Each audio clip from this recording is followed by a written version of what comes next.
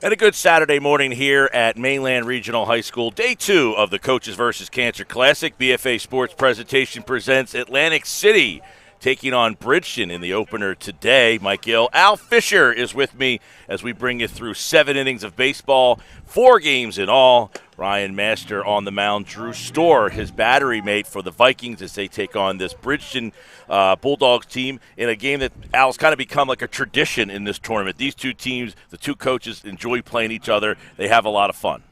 Absolutely. Looking for some great baseball today, but obviously for a good cause when we're talking about Coaches versus Cancer, so it should be a great one indeed. So, again, looking forward to it, and we're getting ready for the first pitch.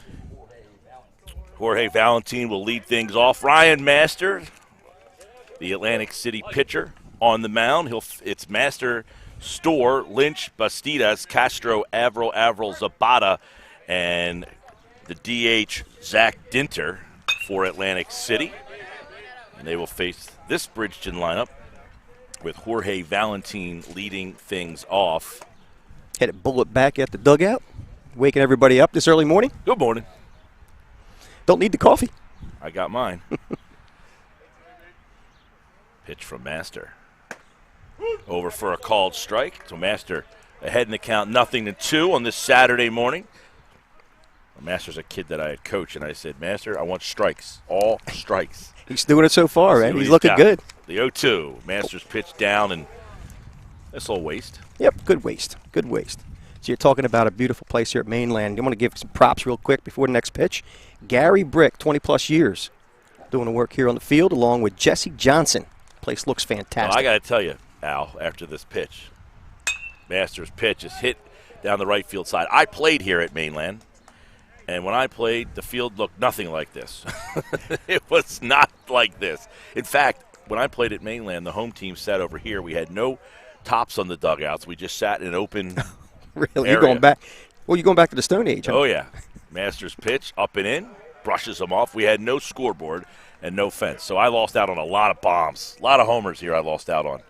What, you mean the ones you gave up? You caught on to that one pretty early, man. I did. I had my coffee. The pitch from Master. Beat into the ground and foul. Storr runs it down and touches it up. Now, Drew Storr is another kid. Was my catcher last year. I'll tell you, if anybody takes my job, it will be that kid. He is the stat, fact, ask questions. Do you know this? He loves baseball. He loves sports. Does he have aspirations of doing it? I don't know. He might. He's probably too smart for doing our job. May have to interview him after the game. Masters pitch beat into the ground over at third, bobbled, and we're going to get an E5 to start things off, and the Bridgeton Bulldogs get a leadoff runner on. Yeah, tough one in between hop there for the third baseman. So leadoff runner to start off this game. Yeah, Quavel Castro kind of got caught in between on a bounce there. Keep in mind, Atlantic City plays their home games on turf, too, so this is a little different situation. Big-time difference, 100% different. Castro going to lay down a bunt. Pitch is up and away.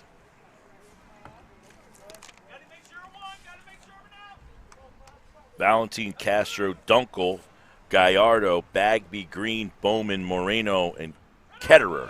There goes the runner. Pitch is low. Storr's throw from the knees is short, and the stolen base for Valentin. So the Bulldogs have a runner in scoring position early here in the first with nobody out, and Castro, the two-hole hitting third baseman, at the plate. He squared the bunt. You bunting him to third? No. Swing away. You got a runner in scoring position. At least in my opinion, I like to just play it straight up at this time. Mike First Viola. to second, I get it. Sorry. Mike Viola listening to you. You had him swinging away. Mm-hmm. Guy in a two-hole obviously knows how to handle the bat. I mean, either way, you could possibly win on this one. Move the guy to third, sack fly gets a running. So now he's going to lay the bunt down. There you go. How about that? He changed it up. Now, over at first, Jamar Averill was way up on the grass, so he's still thinking bunt. Well, that third baseman's back, and I guess they're saying, hey, let's see if we can get this runner to third and get our three-hole hitter up. The scoreboard says 2-2, so I don't think he's going to be squaring butt at this point. 2-2. Swung and a miss, and Master picks up a strikeout. So Castro's down on strikes, and that'll bring up the catcher, Cameron Dunkel. Now, last night, Sully and I were rating the uniforms. I give Bridgeton's jerseys high marks. I like those. 100%. I love the colors. Nice maroon color. Up and in for a called strike. Dunkel with the locks, man, huh? Look at those locks. Yeah, big fan of these Bridgeton jerseys today. Master from Ventnor. Now his younger brother's a freshman on this Atlantic City team. He's missed 2 seasons, one because of an ACL injury, and then, of course, the pandemic last year. So this is his first varsity season, and he's a senior. Really? Yep. First varsity season. Yeah, he missed 1 year because of an ACL injury, and then last wow. year because of the pandemic. So he's been waiting 2 years to get out and play some baseball. Chomping at the bit. And he throws through for another strike, and Dunkel goes down on swinging. So Master picks up back-to-back strikeouts, and that brings up Elias, Reyes, Gallardo. Could say so far, Master's mastering his pitches. Yes, he is. And, when he gets into a groove, he's very effective. He's around the plate a lot. Master pounds one foul into the dirt.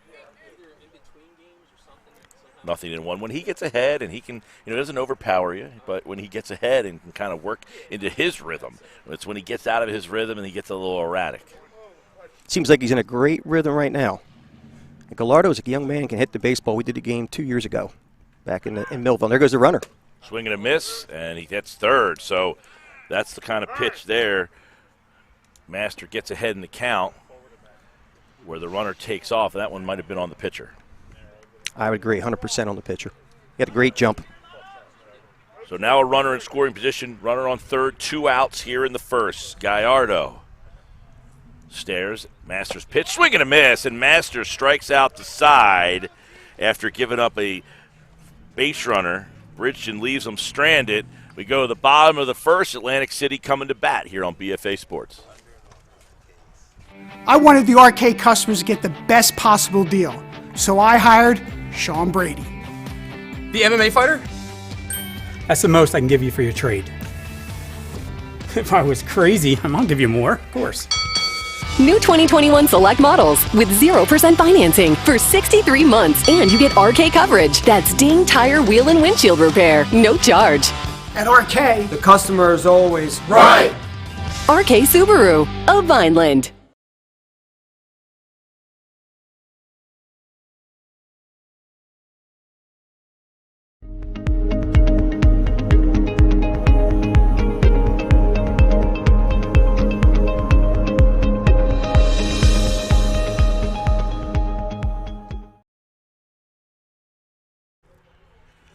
Ryan Master will start things off for the Atlantic City lineup. Master, Storr, Lynch do up this inning. Bastidas, Castro, the 2 Avrils. Zapata and Zach Dinter is the DH. They will face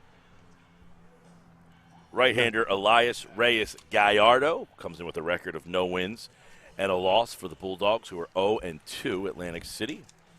They had a fun, entertaining game on opening day against Absegami. They lost 15-7, but obviously it's an Atlantic City lineup that can score some runs.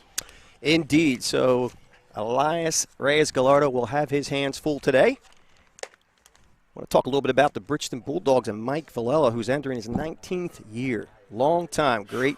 He don't look 19 years old. He doesn't. He doesn't. I don't see a gray hair on that young man. I tell you, Mike is a great dude, huge Eagles fan, and this game is so fun. They were going back at it on the selection show. Mm-hmm. These two were the stars of the show. And they were on Twitter, saying how excited they are. They love being a part of this game. That's what's cool. Yeah, Villela, just a good character guy, great personality.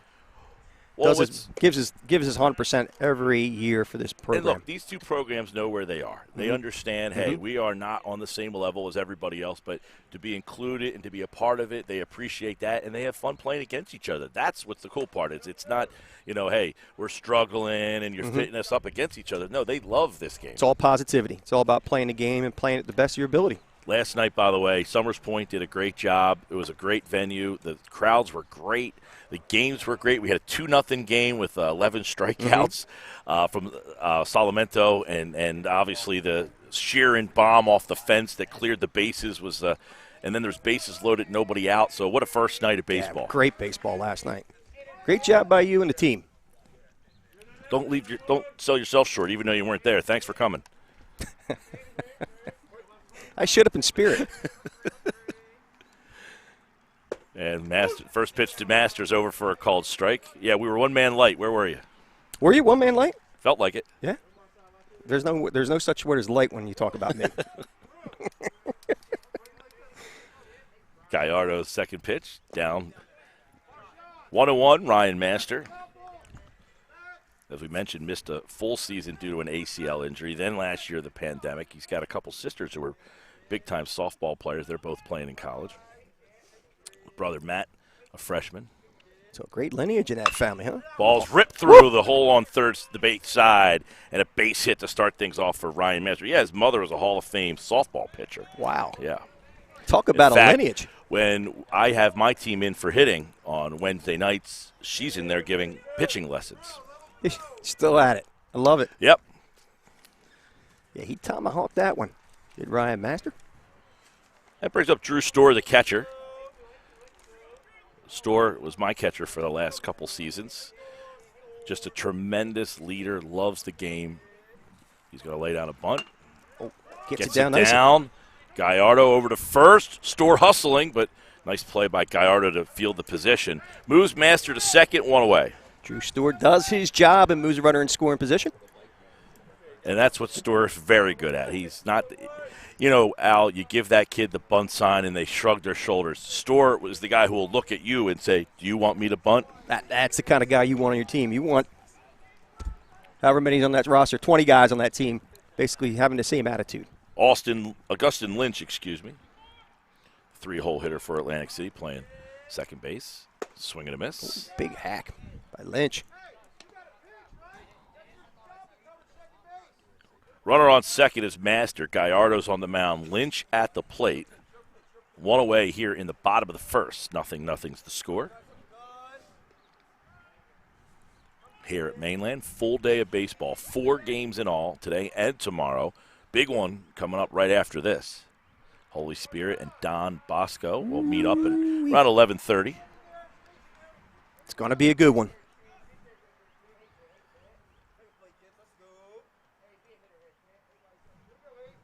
See what Lynch has in store. Right up on that plate. His toes are hitting the chalk. Up and fouls it back high to first area, and second baseman Marshawn Green corrals it. Second out of the inning. So with 2 out, got David Bastidas coming up. Left-handed swinging Bastidas trying to drive home that leadoff runner. Master still out on second. So Bastidas will get some hacks against Gallardo. There goes Master, swing and a miss, over to third, he's in, and the ball gets through, and Master's going to get up and score the first Atlantic City run. So, great base running by Master. That's an interesting play, too. You say you don't want to make the final out at third. You got a left-handed hitter, so the catcher's got a clear throw. You got to know you're going to make that. Indeed. Master did a great job of getting that jump off of the pitcher. Had the base stolen, whether it was a good throw or not. He was in there. And scores on the overthrow. So Master scores to give himself a 1-0 lead. Of course, he is the Viking pitcher today. Bastidas now with the bases cleared. And that pitch is just a little low. I would say just a hair.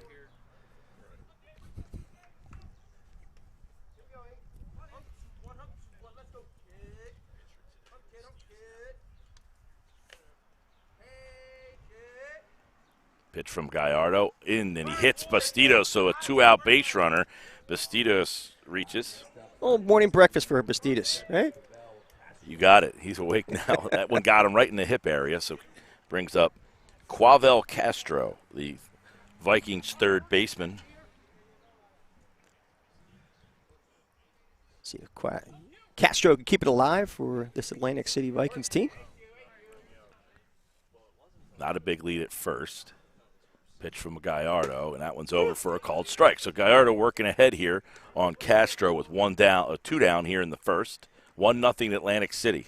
Yeah, Gallardo actually still pitching well. Nearly not only giving up the one big hit so far.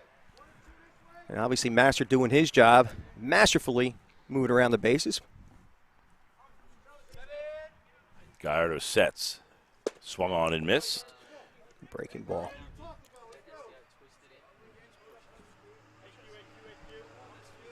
Nice shot from our center field camera here at BFA Sports.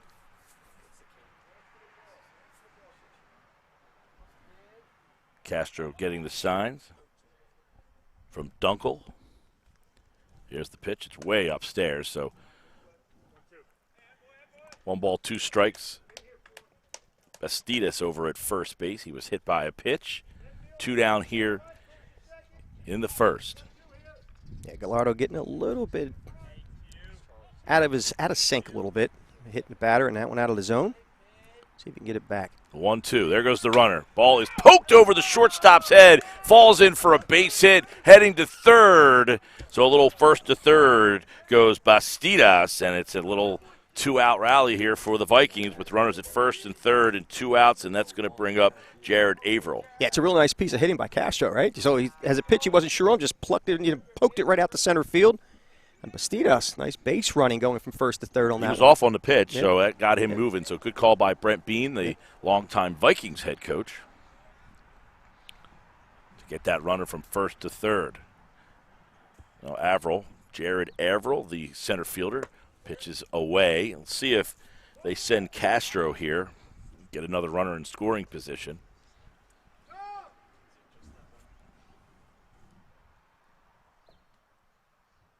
Coach Bean definitely showing he's going to be aggressive early on in this game. So we'll see if Castro goes. The 1-0. And it's upstairs. 2 balls, no strikes. Gallardo, the Bulldogs pitcher, first and third, 2 outs here in the bottom of the first. Maybe a good pitch to go on at 2-0. What do you think, Mike? Not taking much of a lead. No. And that one's a little off the plate, but gave it to him. Hey, get these guys swinging the bat, man. That's right. Not here to do anything. Not Right. here to walk. Yeah, and, obviously Castro, you don't want to get thrown out stealing to end the inning with a runner on third. Right. So maybe Bean knows his team a little better. There he There he goes. And up and away. Dunkel's just going to throw it back to the pitcher, so they're giving up the base. So 2 runners in scoring position now. And Averill with his brother Jamar waiting on deck. Golden opportunity for Averill, knocking a couple. Base open, 3 balls and a strike. Averill calls for time. He originally didn't get it, then he did, so he'll step out, take a hack, and jump back in there. 2 on, 2 outs here in the first. Vikings have 1 on the board, a chance to make it a couple more. Gallardo delivers, and that one is down and in, and Averill works a walk. So base is packed with Vikings here in the first, and that's going to bring up Jamar Averill. So the Vikings putting a lot of pressure on Gallardo here early in the first inning. Both. We'll see how his brother can do. Now Averill Jamar plays first base for Atlantic City.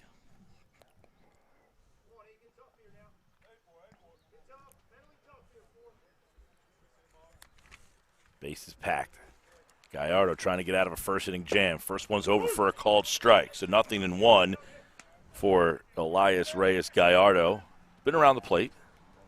And that's how you start it off. Get yourself in a groove. Get started with a strike. Get yourself in a confident set of mind. The 0-1. Swing on and missed. Big swing there. You mentioned how Castro just kind of poked one and went up over the shortstop. This is a spot where you just kind of poke one in, and you got 2 outs. Everybody's moving. Everybody's moving. You can do some damage. I mean, obviously you can get 2 runs in a little single. Oh, there it was. In. Nice pitch by Gallardo. And a big strikeout there by Gallardo. Vikings leave them loaded here in the bottom of the first, but they get 1 on the board. 1-0 Atlantic City. Bridgeton comes up in the top of the second here on BFA Sports.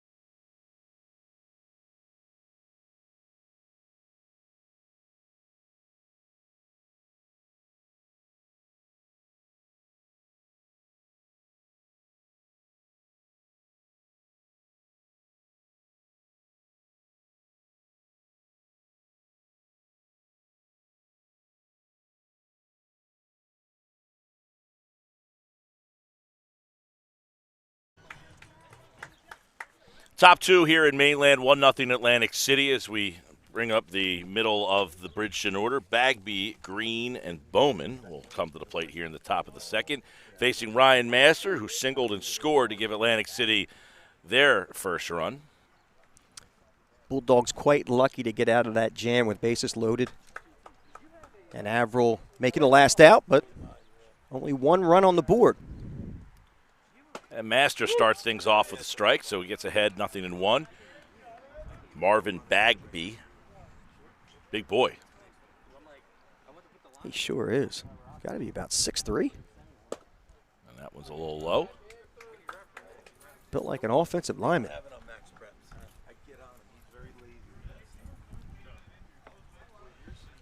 See if he's got some pop. The 1-1 throws it by him. He gets a whole lot. That's going to go a long way. Yeah, Bagby gave a big daddy hack there. Big daddy hack. I like it. Master, the 1-2. Master goes after him. It's fouled, and Stork can't hold on to it. That catch him in the hand? Yeah, I Wade think it did. Fouled that off. Yeah, it did. He's shaking his right hand. Well, it was an inside pitch, so he probably did catch him on the hand when it's with a swing. Fouled it off. Keeps the count at 1-2. Master winds, delivers, up and away. 2-2. Drew Stewart behind the dish. Yeah, again, as you said, Stewart dropping that bunt. That was a huge bunt, by the way, if we really look back on that first inning. The 1-2 from Master swung on and missed and struck him out. Master has now struck out four straight Bulldogs, and that brings up Marshawn Green. Yeah, Master in a nice groove right now. 4 straight strikeouts, as you mentioned, Mike. See if he can keep it going.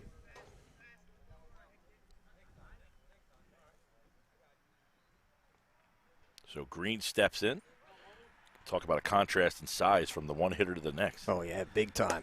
Master's first pitch is outside. Ball 1-0, Atlantic City.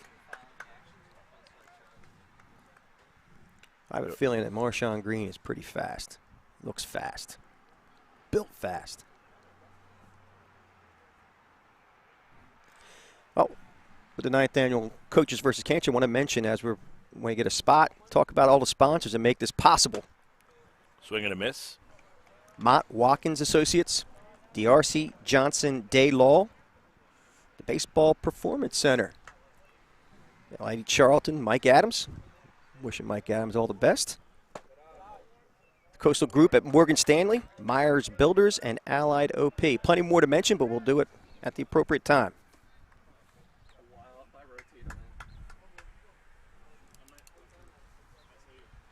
Master delivers, and it's foul down the third base side. So Master 2-2 gets a chance now to pick up another strikeout. He's got 4 straight here, and he's got Green 2-2 in this count. One away here in the second. Atlantic City leads 1-0. Good friend of South Jersey. A good friend of BFA Sports, New Jersey Baseball, Mike LaHood, also a sponsor. We thank him. And Master hits Green. So he's ahead in the count 2-2, and he ends up hitting him. Yeah, you don't want to lose a player like that, especially with one out. Now a runner on board. Jabril Bowman, another big boy, steps to the plate. Bridgeton definitely has some size. They must have a good football team. Typically.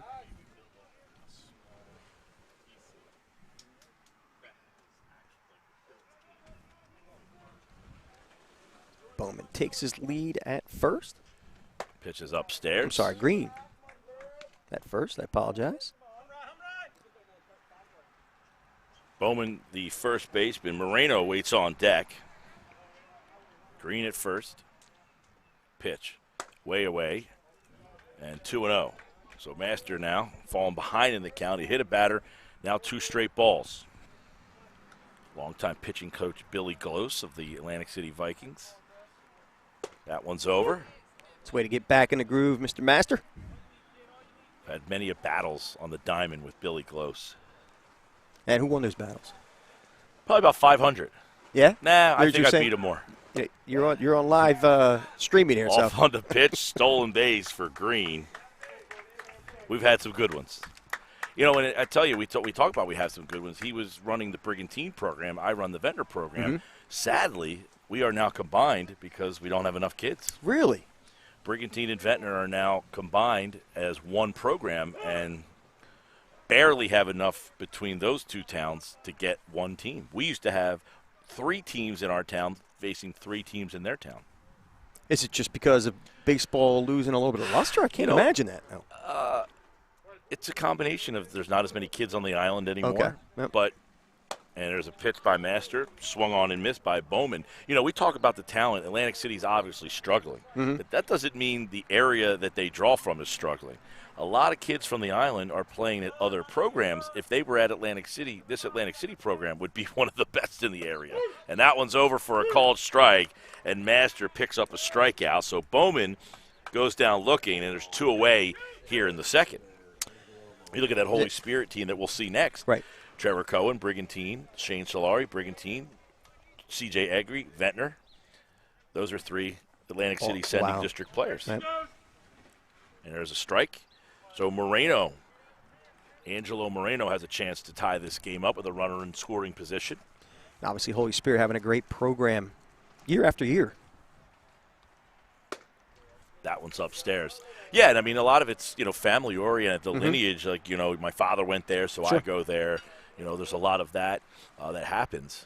But there is talent on the island. It's just that it's moving all over the place. And then you have Duke McCarron, who we saw play for Ocean City last night. He's a Ventnor kid. Would it look nice in this lineup? Oh, sure would. Sure would. Imagine. And that one's over for a called strike. So Master hitting the groove. He strikes out back-to-back Bulldogs. Strikes out the side, leaves one on as we head to the bottom of the second. 1-0 Vikings here on BFA Sports.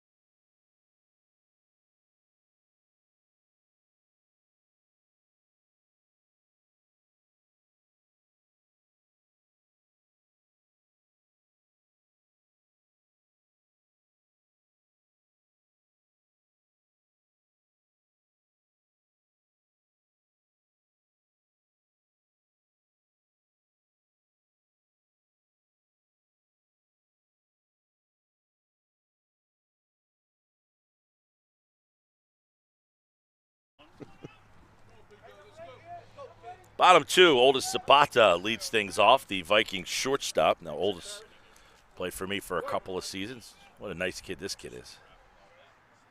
Came up to me before the game. Coach Gill, Coach Gill. That's pretty cool, right? Makes you feel good. Yep, and I tell you what, as a 13-year-old, very raw, 14-year-old, saw a little bit last year, came a long way, and now he's the starting shortstop playing varsity baseball. It's pretty cool to see. That's an awesome story. Awesome story to see a kid who just grounds one to third. Tough hop, and it takes a bounce.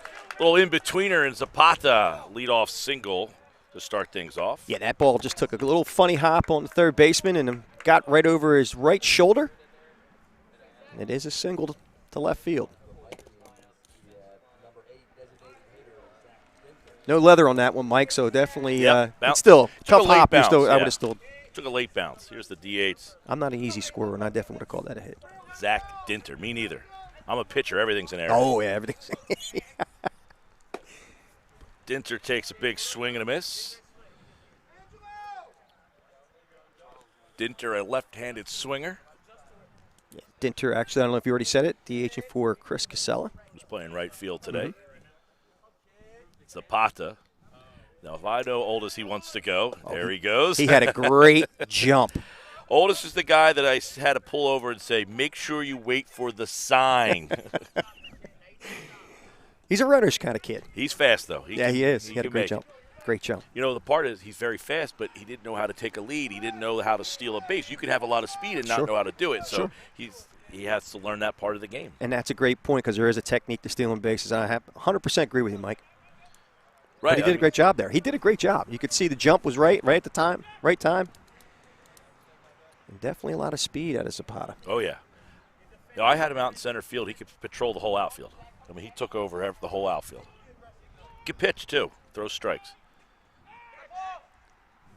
Zapata drawing a throw. You know, and it's funny, you know, I talk about we hit, for my team, we'll start hitting the Sunday after the Super Bowl. We'll go into Margate cages and hit. And he would be there before we got there hitting and stay after. So he's a guy who just loves baseball. And that's a kid you're going to continue to see improve because his passion, his heart and soul are into the game. And I'm sure he's coachable, as you said. Very much. So there you go. I don't know how much he's listening, but he looks like he's listening. We're going to have to talk to Zapata after the fact that he's out here playing shows you that some of it is being retained. Dintner strikes out looking, and that'll bring up the leadoff man, Ryan Master, who singled. He hit that tomahawk line drive to left field last time up.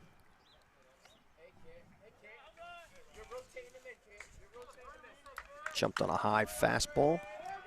Singled and scored the first Viking run, the only run of this game. Gallardo's pitch on the outside part of the plate, just off, ball one, 1-0. And with Zapata's speed at second base, a little single will definitely score him if he gets a good jump. And I can tell you, Zapata is chomping at the bit to try to steal this base. Master drives one to center. Deep. Brown back. He's not going to get it, and it's over his head. Zapata going to round third. He'll come around to score. Master into second with an RBI double, and the Vikings lead it 2-0. Nice shot by Master to deep center field. And Zapata, watching him run around the bases, looked effortless. That's a fast young man.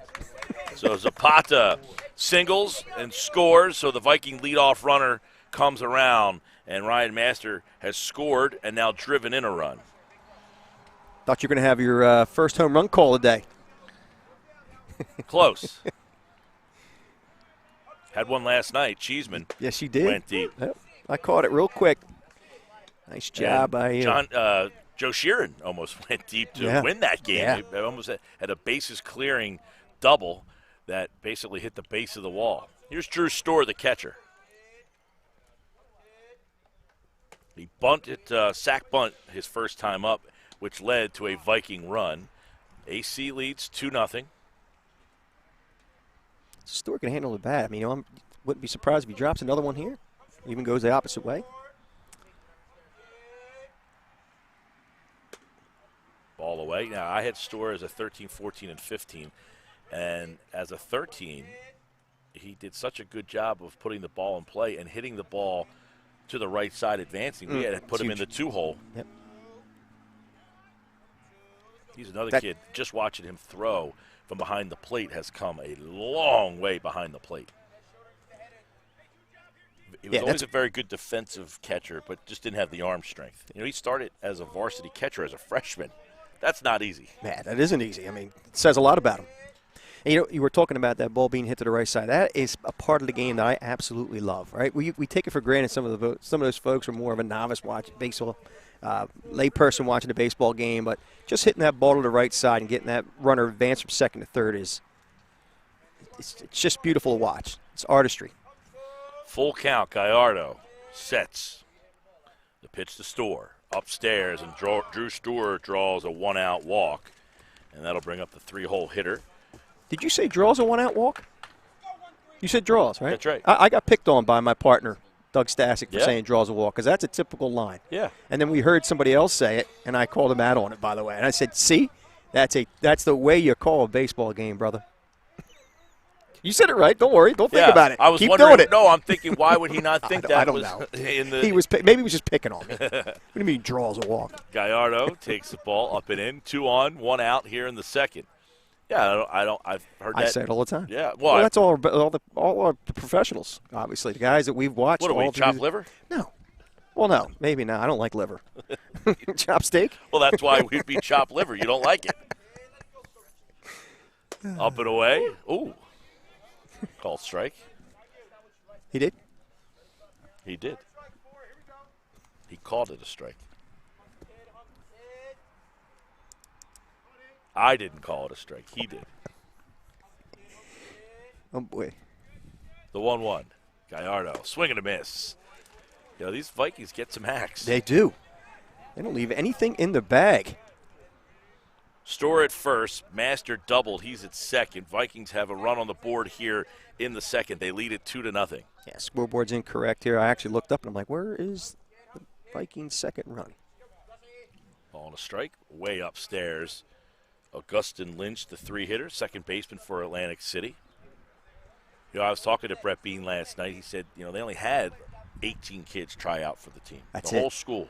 Wow, you're talking about, you know, I mean, obviously, I don't know what the student body, the size of the student body is there. Popped up high to third. Oh, and he misplays it on the high sky, and an infield fly, obviously, has the batter out. But, man, a high sky here in the third baseman looks like he just lost it. Oh, he definitely did because it to your point, high sky, there's a real truth to that. Cannot see the baseball.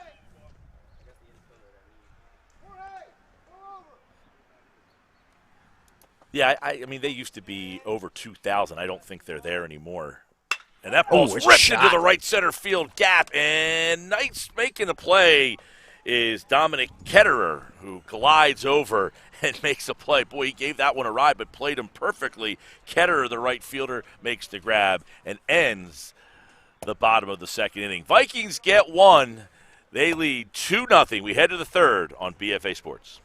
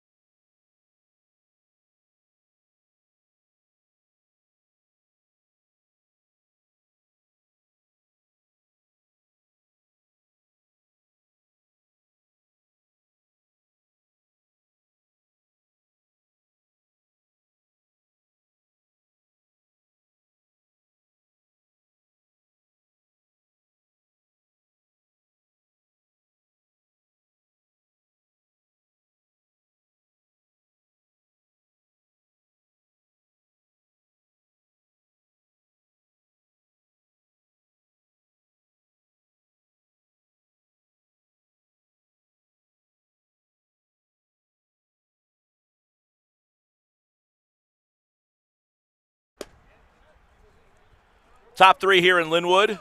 Coaches versus Cancer. I'm Mike Gill. This is Al Fisher. He's the better looking of the two. I wouldn't disagree with that. Can't see either one of us, so judge for yourself. We got a face for radio. That's what I've been hearing my whole life. Faces for radio.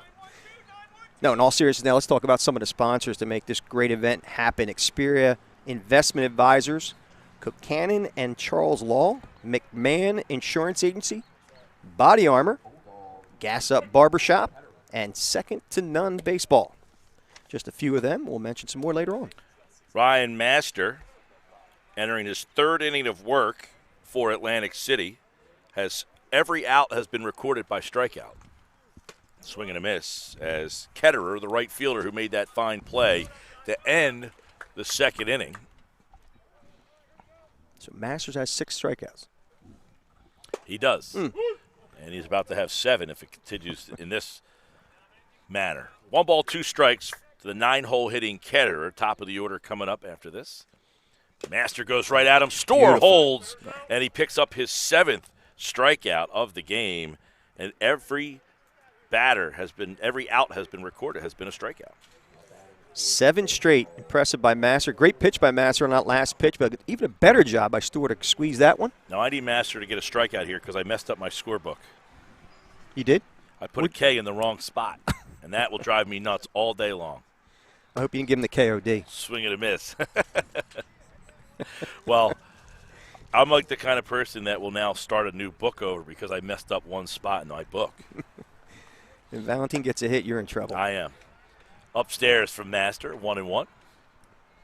Yeah, Master struck out after a E5, struck out 3 straight Bulldogs in the first, hit a batter in the second, and struck out 3 in the second. He has a strikeout here in the third. He falls behind 2-1. 2-0 Vikings. On a gorgeous April morning. Downstairs, 3-0.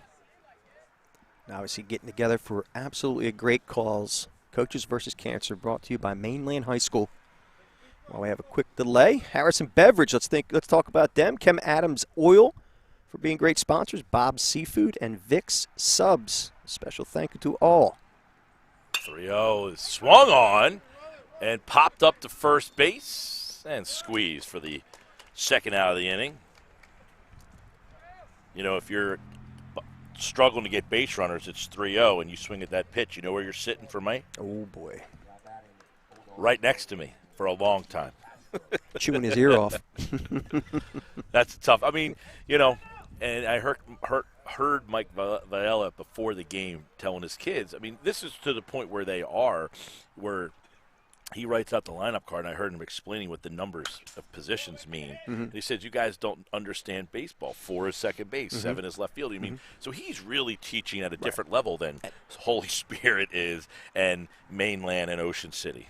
And that says a lot about Mike Villela and his what do I say, his history in coaching his program. He's always making sure that he teaches the fundamentals, everything from A to Z for these young men. So kudos to him. Guys like Mike and Brett Bean, after this pitch, you know, you almost wonder if they didn't have the passion and did this, would these two programs exist? Like, who picks up these programs if they're not running it with the passion that they do?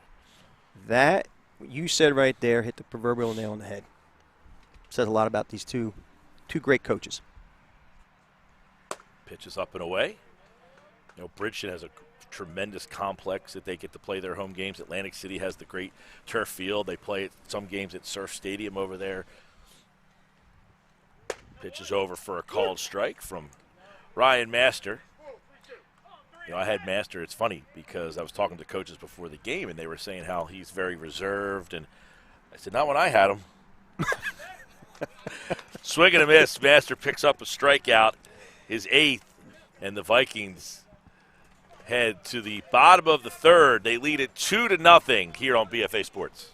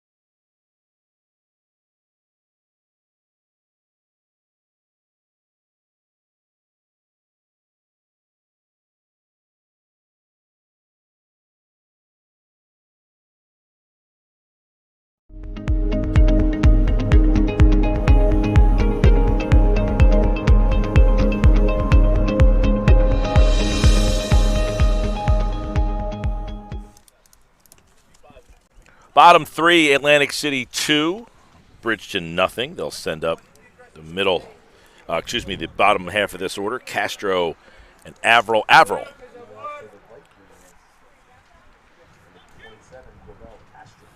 Quavel Castro leads things off for Atlantic City. Castro singled and stole a base back in the first inning, the third baseman. And partner, I don't know if you mentioned Gallardo's third inning of work. Yeah, he's been around the plate. He has. That's all you can ask for. Yeah, 100%. You know, hey, don't walk guys, make them earn it. And for the most part, he's done that. Atlantic City, 4 hits so far in the game for the Vikings. Zapata singled last inning and scored on a Master double. Master singled and scored back in the first. Swung on and missed. Nice pitch by Gallardo.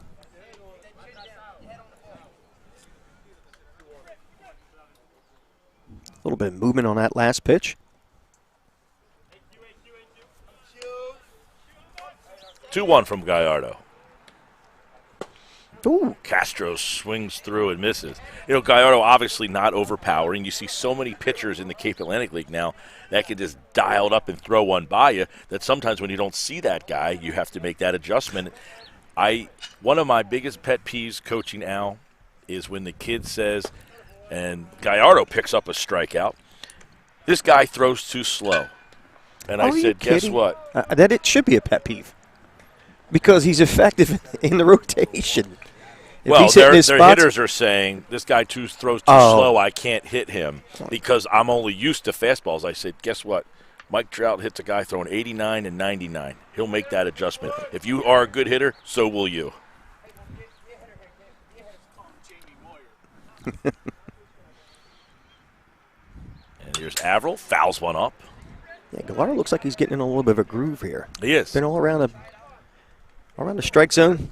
By the way, his third strikeout of Castro there. And this is Jared Averill. Mention a couple more of our sponsors to make this 9th annual Coaches versus Cancer happen here. Zenaris Reporting. Hopefully I said that right. Atlantic Care, Boca, and Calvi Electric. Another foul back off the plate. So Gallardo ahead in the count, 0-2. Also want to thank John's Barbershop, Sports Paradise, and Wild Athletics for their support. Pitch by Gallardo, a little away.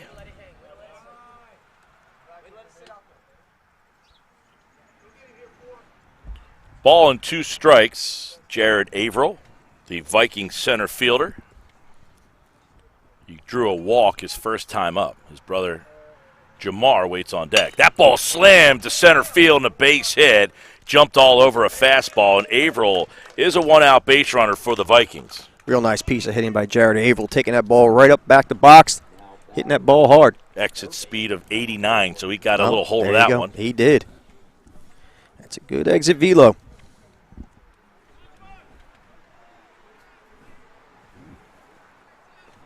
All right, Al Fisher. His brother's up here. This is Jamar Averill. Big boy. Let's see if Jamar can help out. Struck out his first time up. Now I like that. Mike Viella telling his right fielder, you're moving on that. That's he throws right. over to first. The right fielder stood there. That's all Just fun. a great teaching moment. Yep, absolutely. And Mike Viella being very known for doing that. There goes the runner. Swing and a miss. Runner takes off. In there. So a 1-out stolen base for Averill, and now the Vikings have a runner in scoring position, 1 out in the bottom of the order here. See if they can't get something going. Jamar Averill, a 2-0 lead for Atlantic City here in the third. They got 1 in the first, 1 in the second, trying to tack one on here in the third. So I got a question for you. Obviously, you know this program because you were from down here. You're sure these are 2 brothers, right? Because you're calling them brothers. Not 100% sure. Oh, boy. I believe, though, that somebody told me they were brothers right. because somebody told me that the 2 brothers hit back-to-back in the lineup. There you go. But I didn't That's personally enough. ask them. That's it. We're good. Inside. Nice pitch. Just a little bit inside. Coaches say good spot. 1-1. Yeah, you could live there. Sure. Gallardo spins and throws, and the ball takes off into center field, and Avril's going to head on over to third. So, good base running. Yeah, Avril creating chaos out there by taking his lead, forcing a throw to second base, and advances to third on the bad throw. So, runner at third, one out. This is the money situation. This is where you get paid the big bucks here, Jamar Averill. Yeah, one out, sac fly would be just as effective as a base hit. So, got to get this run in if you're Atlantic City. Mm-hmm. Gallardo delivers downstairs, ball 2-1. Zapata waits on deck, the Viking shortstop. He singled back in the second and scored.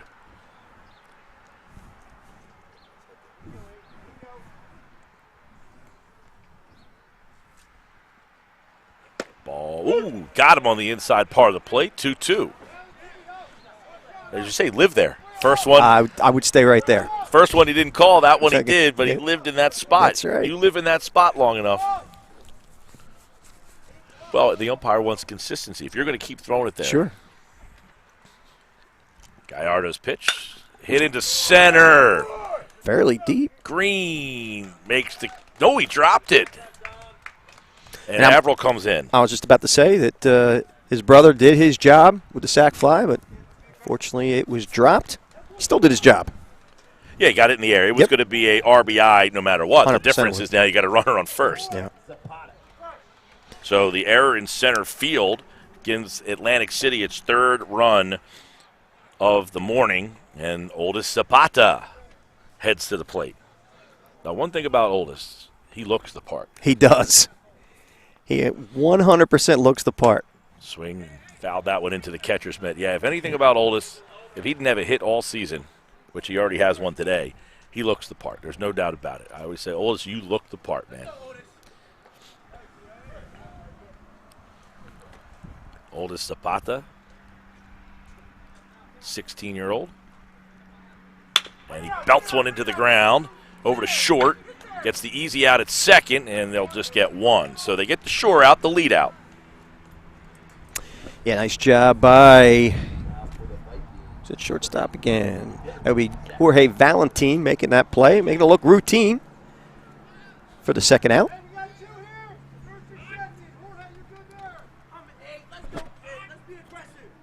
So Valentin goes over to Green. A 3-run lead. See if Zapata Now, Al, gets let's a little see. aggressive. I told you last time Zapata was on first. He's chomping at the bit to take off here. Sure We'll he is. see if he does it again. He's got those long legs. Doesn't go this time. And Dittner swings through a pitch. Strike one. See if they can get Zapata into scoring position. He was so fast going around his bases, and it was effortless. There he goes. And the ball is laced into right field. Ketterer lets it fall in front, and Zapata was off on the pitch, so he's going to round over to third. And it's first and third for the Vikings, and the leadoff hitter, Masters, coming to the plate. Yeah, so Zapata should have had third base easily, but what he did there, Mike, was he looked back at right field, and he got an earful from the coach at third. That's Coach Bean at third, right? Yes. All right, so Coach Bean. I believe. Yeah, I think it is. Yes. Yeah. Yes. Yeah, Coach Bean was in his ear a little bit. Yeah, that's a It's a spot no-no. there where, right, pick up the coach, don't look for the ball. And who's to say if the right fielder drops the baseball, it's an opportunity. With his speed, he could have scored. There's Dave O'Sullivan from Glory Days with the camera. He called the game with me last night, man. We had a little fun calling that Mainland game last night. What a game that was. Well, you're not having fun with me? Nope. No, it's Not necessarily. Oh, that's good. All right, I'm glad. Got to put my tough skins on. Pitches down to Ryan Master. He's got a 2-0 count here. Good fastball hitting count with runners on. Yeah, that's a good point, though. Like, you know, you're always yelling at that runner. Pick the coach up. Don't look at the ball. Always. And I saw him look back, and then I watched the exchange at third base, and I'm like, oh, what he's getting it here for. 3-0. So, Master, you give him a green light here? He's got a couple 3-0. hits on the day. Oh, absolutely. 3-0. Got a lead. Got runners on. I would. No doubt in my mind. The 3-0 from Gallardo. And it's away, so Master draws a 2-out walk. If he was swinging to that, though, he would have gotten trouble. He'd have been sitting next to you. Masters reached base all 3 times, and now the catcher, Drew Storr, who's walked and sack bunted. Big spot for Storr to do some additional damage and put a crooked number on that scoreboard. Bases packed with Vikings. Storr at the plate. Gallardo trying to wiggle his way out of another jam. Fastball is over for a called strike. Good start by Gallardo with a strike. Work ahead, work ahead. Yep, always working ahead. Gallardo delivers. Upstairs, ball 1-1. Yeah, pitch was just a bit out of the strike zone. Storr showing some good discipline at the plate to lay off that one. That one is just a little low on the outside part of the plate. 2 balls and a strike to Drew Storr, the right-handed hitting catcher for Atlantic City.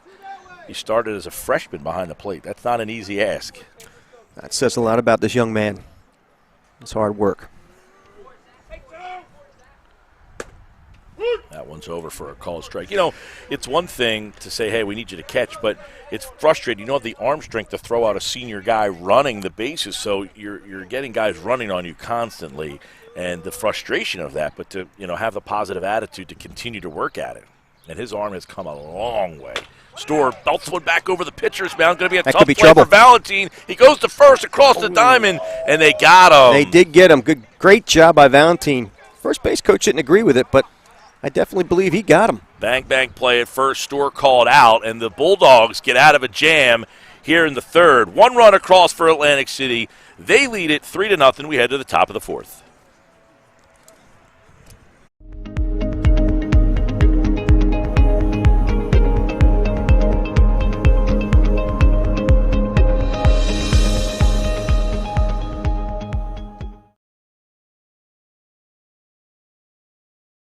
I wanted the arcade customers to get the best possible deal, so I hired Sean Brady. The MMA fighter? That's the most I can give you for your trade. If I was crazy, I'll give you more, of course. New 2021 Select models with 0% financing for 63 months, and you get RK coverage. That's ding, tire, wheel, and windshield repair. No charge. At RK, the customer is always right. RK Subaru of Mainland.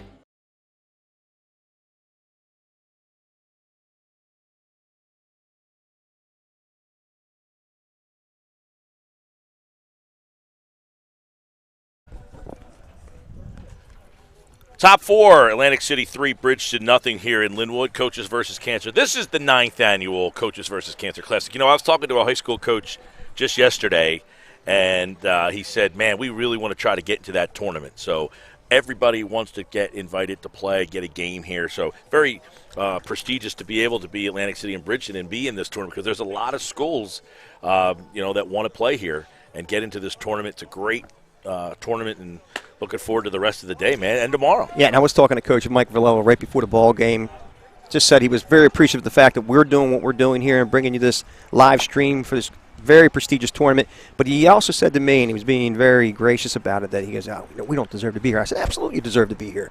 This is something that you should want to feel like a part of, obviously here in South Jersey, and it's great to be able to bring it to you from BFA Sports. So, again, great working with you so far. Yeah, man, and it's funny, when I saw the schedule come out, there's a lot of great games on this tournament, and I said to Doug, I want to do the Bridgeton AC game. This is the game where, everybody kind of overlooks some of these programs and these kids a lot of times, and I think that them being out here and being a part of this was a game that I wanted to see. That ball right there, grounded down to third. Oh, Coach, showing the hands. Are you kidding me? Yeah. Look at that.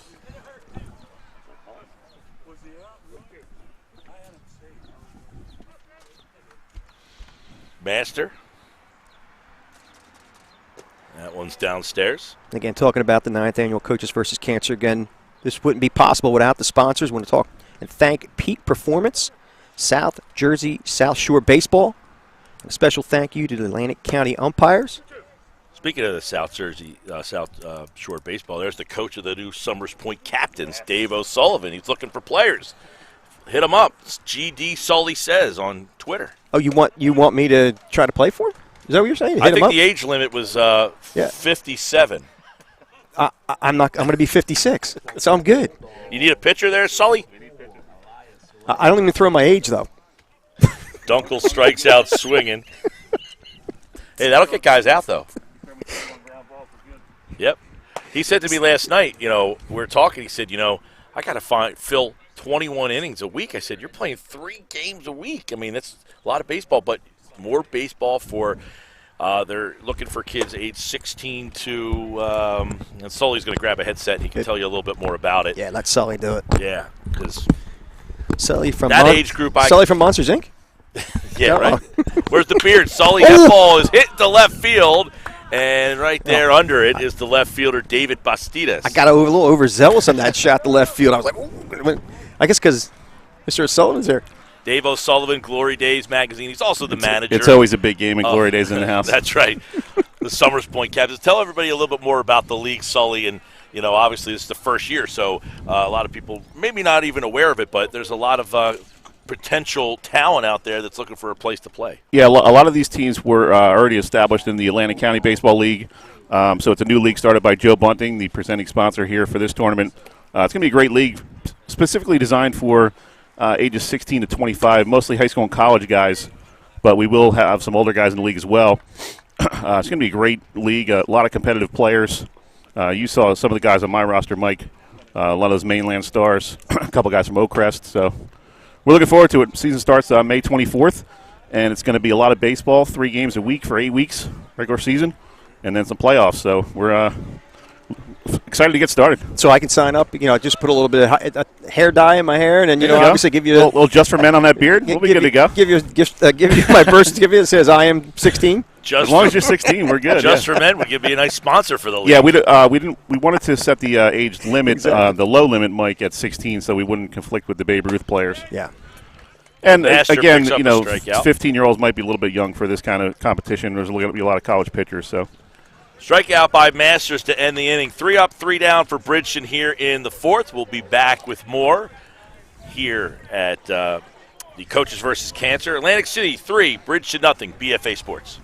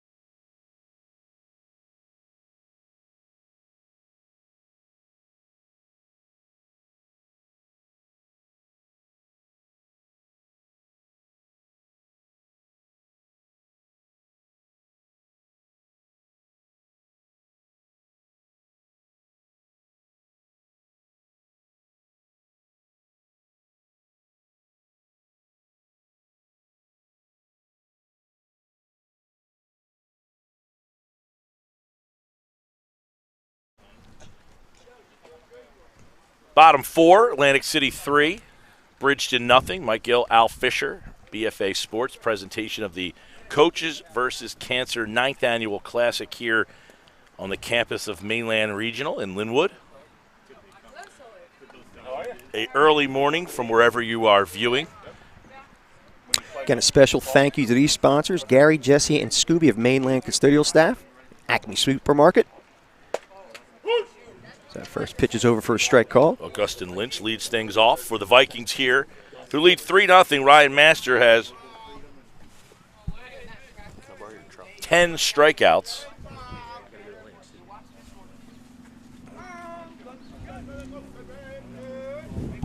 Gallardo, the starter for Bridgeton, still in there. That one's in for a called strike. And Gallardo showing some good stamina. I mean, obviously around the strike zone, keeping the Atlantic City Herders off balance a little bit. 0-2 to Lynch, the second baseman for Atlantic City. That ball's hit over to third, off the mitt. Valentine scoops, throws across the diamond, not in time. How you scored that, Al Fisher? E5. Sorry. E5. He had it, too. I mean, obviously it was a one-hopper, one that he could handle. JT, what, you agree with me or not? I agree. All right, so can I mention on air that JT Kroger agrees with me? I already did. Hey, I gave you the first right of refusal on that one. But listen, here's the thing. It is what it is. I mean, it was a hot shot, but he just missed it. Ball's lifted down the right field line. Ketterer making a run, out of play. So, Mike, I was a third baseman playing high school ball. Loved the hot corner. I was a big fan of Mike Schmidt. So I'm a little tougher on the third baseman. Yeah, well, I pitched. That's an error, no question. Oh, of course it is. Anything hit on the ground, you don't make that play, that's an error. Anything hit in the air, you don't make that play, that's an error. However, if that error at that position causes a run, then you're not happy as a pitcher. No, but my ERA stays in a nice spot. Exactly. It's all about Mike Gill. Over to first. I actually, I played third as well. Well, when I didn't pitch, it was whoever else was pitching. I played their position essentially. Mm-hmm. Swinging and miss. Usually works out that way.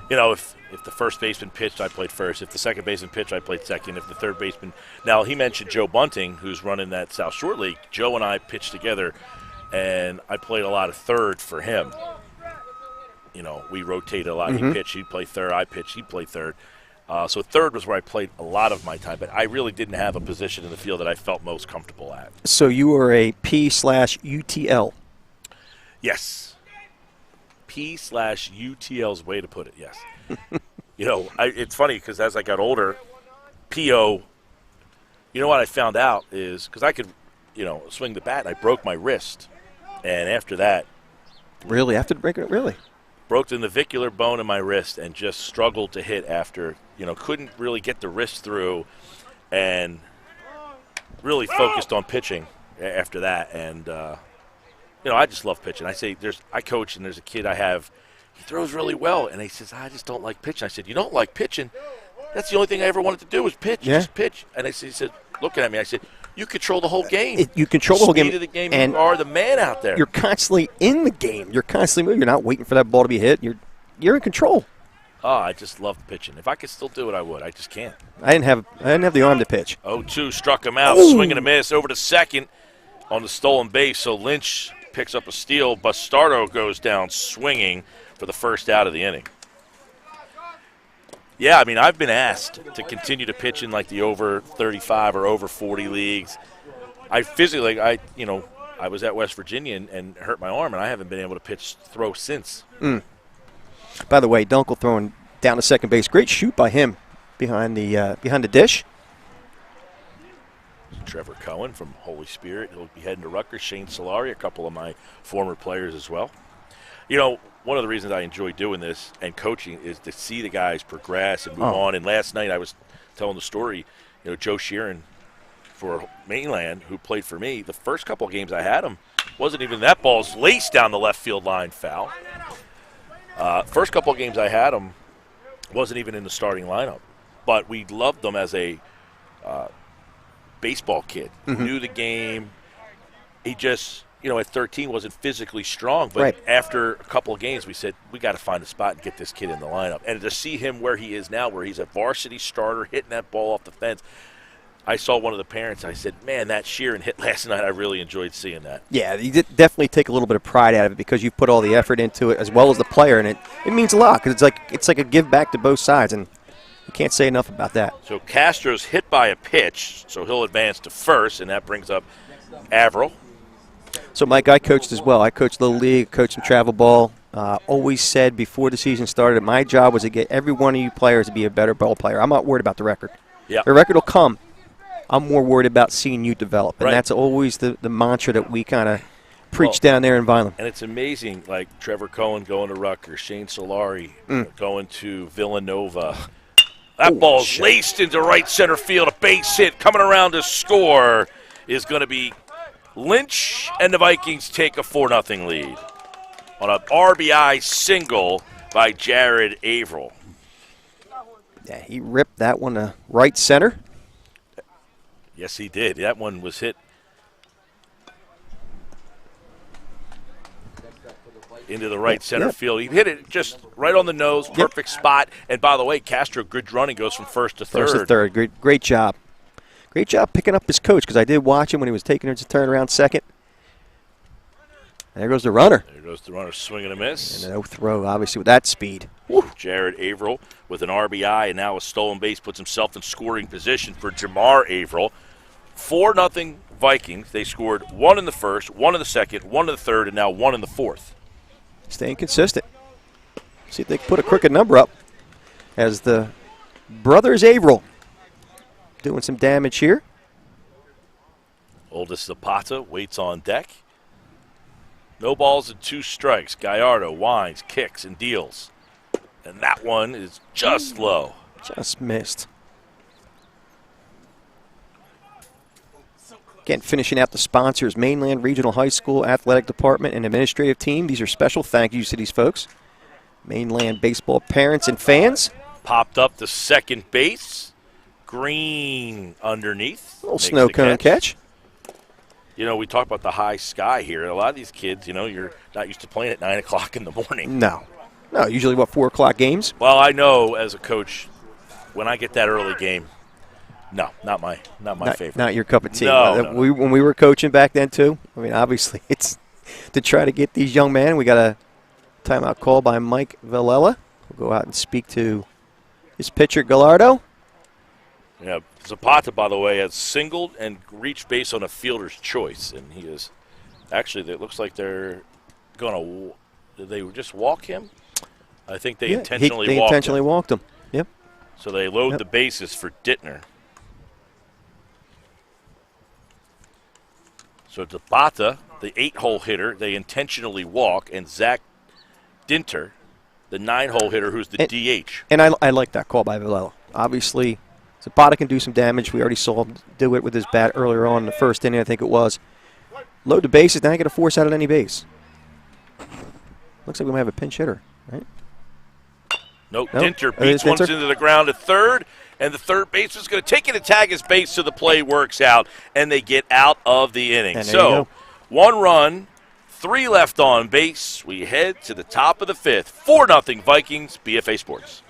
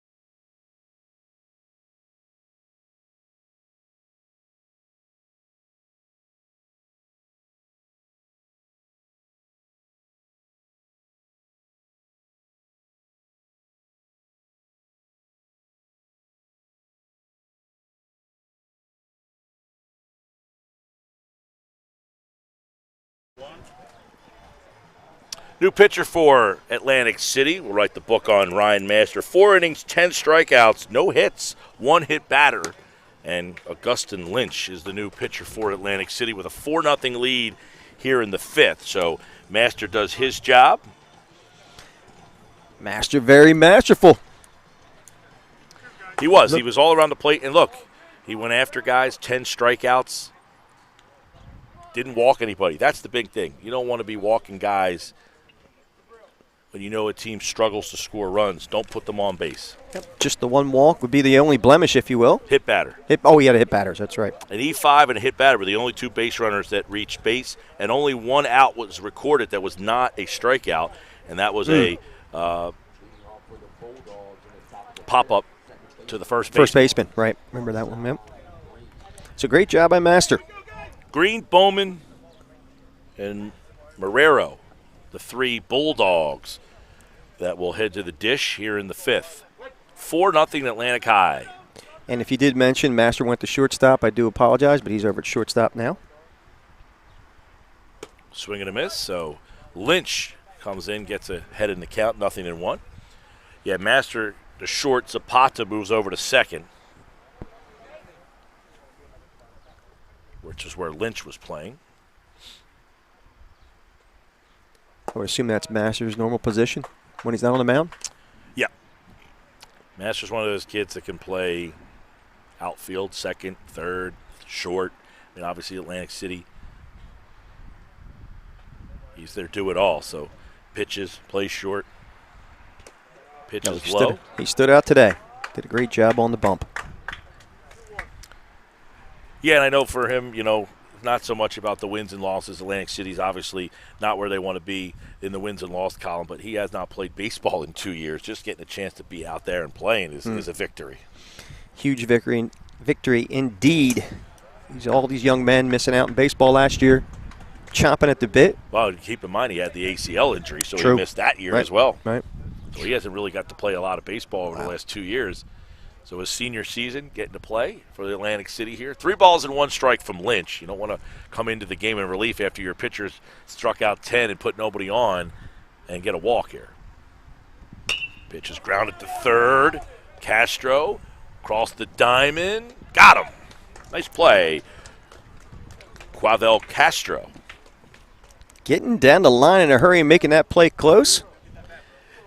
It's interesting. That's just a nice throw, and he took a little pump there, and you're thinking, when you're coaching guys at 13, 14, 15, you're thinking, you got to get it there, but nice arm by Castro. No, he's got a big arm down there at third base.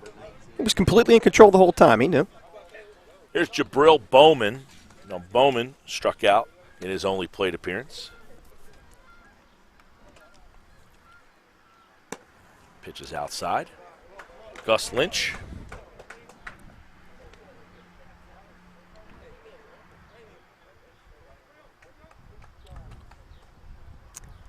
Big man here. If he gets a hold of that baseball, it's going to go a long way. Pitches outside. 2-0 to Bowman. Bowman, Marrero, and Ketterer, and then the top of the lineup for the Bulldogs, who have had just 2 base runners reach base on this morning here at Mainland. And we failed to mention that Mike Villella looked like a genius that last half inning. You loading mentioned. Up the places. Yep. Yeah. Did we say that? You did. Okay. I'll give you credit. Did I say that? You did. Okay. I thought we said it in the break. Didn't say it in the live. No. Okay. You said all right. Move works out for Villella. Well, I'm a little long in it too, so I must have bad short-term memory. And that one's outside, and Bowman draws a 4-pitch walk. This is where, the game of baseball now, pitch count and getting into that bullpen. 4-0 lead, you hand it over to the bullpen. Exactly. You never know what could happen, so maybe Bridgeton could put a blemish on the board, make this a close ball game. We're going to have to do it with the bottom of the lineup here. Marrero, Angelo Marrero is the center fielder.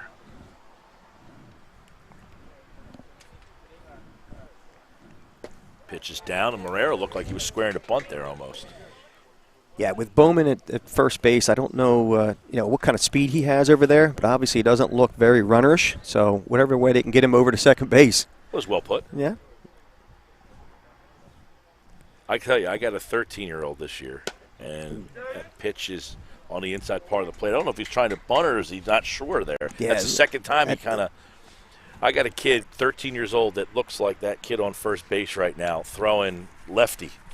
Oh, And yeah? I'm telling you, he walked into my hitting lesson, and I said, holy mackerel, are you 13? He says, yes, I am. Wow. All right. What's he going to project to be? I'll tell you, he's a nice kid, and he throws. He knows baseball. Yep. He's not just a big kid. He swings the bat. He's a lefty swing. He throws well. I mean, I've only had him for a little bit, but, I mean, I look at the size of that kid and see, man, you know, another pitch over for a call strike. A lot of times, you know, and I feel like Bridgeton, you know, Atlantic City doesn't have a Little League program. They don't have a Babe Ruth program.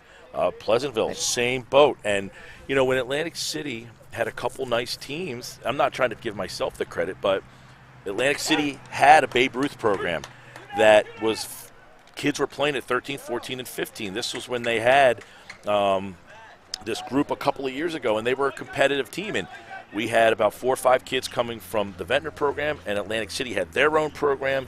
And Atlantic City was competitive for those years. You have to have that younger. Yeah, you have to. I mean, it starts at T-ball. Glenn Abrams, by the way, ran as a foul ball is hit down the left field line. Glenn Abrams ran the Atlantic City Babe Ruth program. His son played. He was a tremendous player at Atlantic City. This is 3-4 years ago. And they had a really good Babe Ruth program.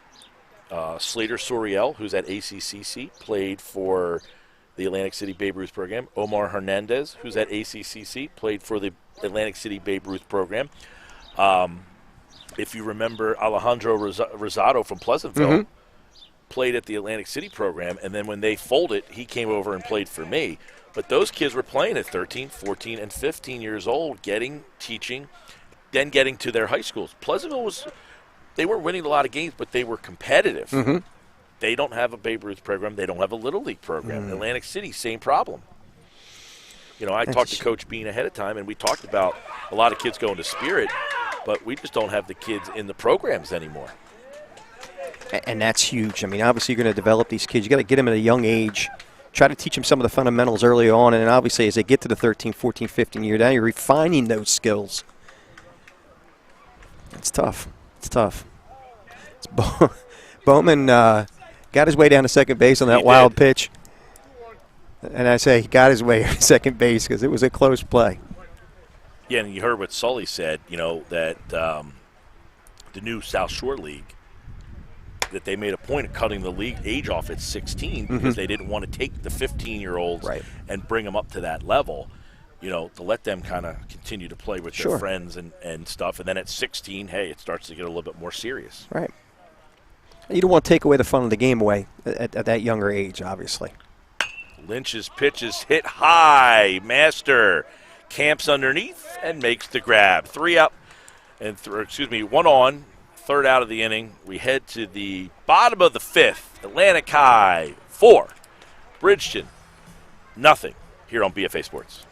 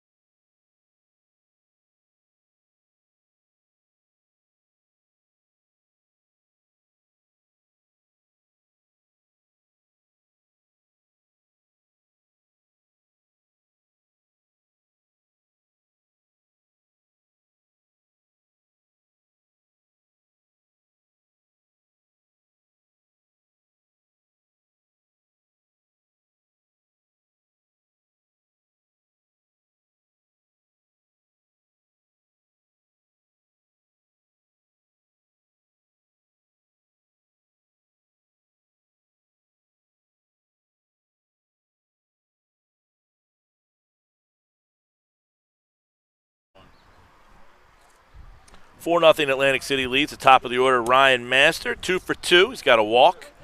Of course, started the game on the mound with 10 strikeouts. Made the last out of that inning. Doing it all for Atlantic City today. He is. He is a one-stop shop. Playing some good baseball. First pitch up and away from Gallardo, the starting pitcher for Bridgeton, still dealing. It'll be Master, Storr, and Lynch coming to the plate for Atlantic High. Give a lot of credit to Gallardo being able to have that stamina to be able to go this long, this distance. There's Mike Villela obviously showing.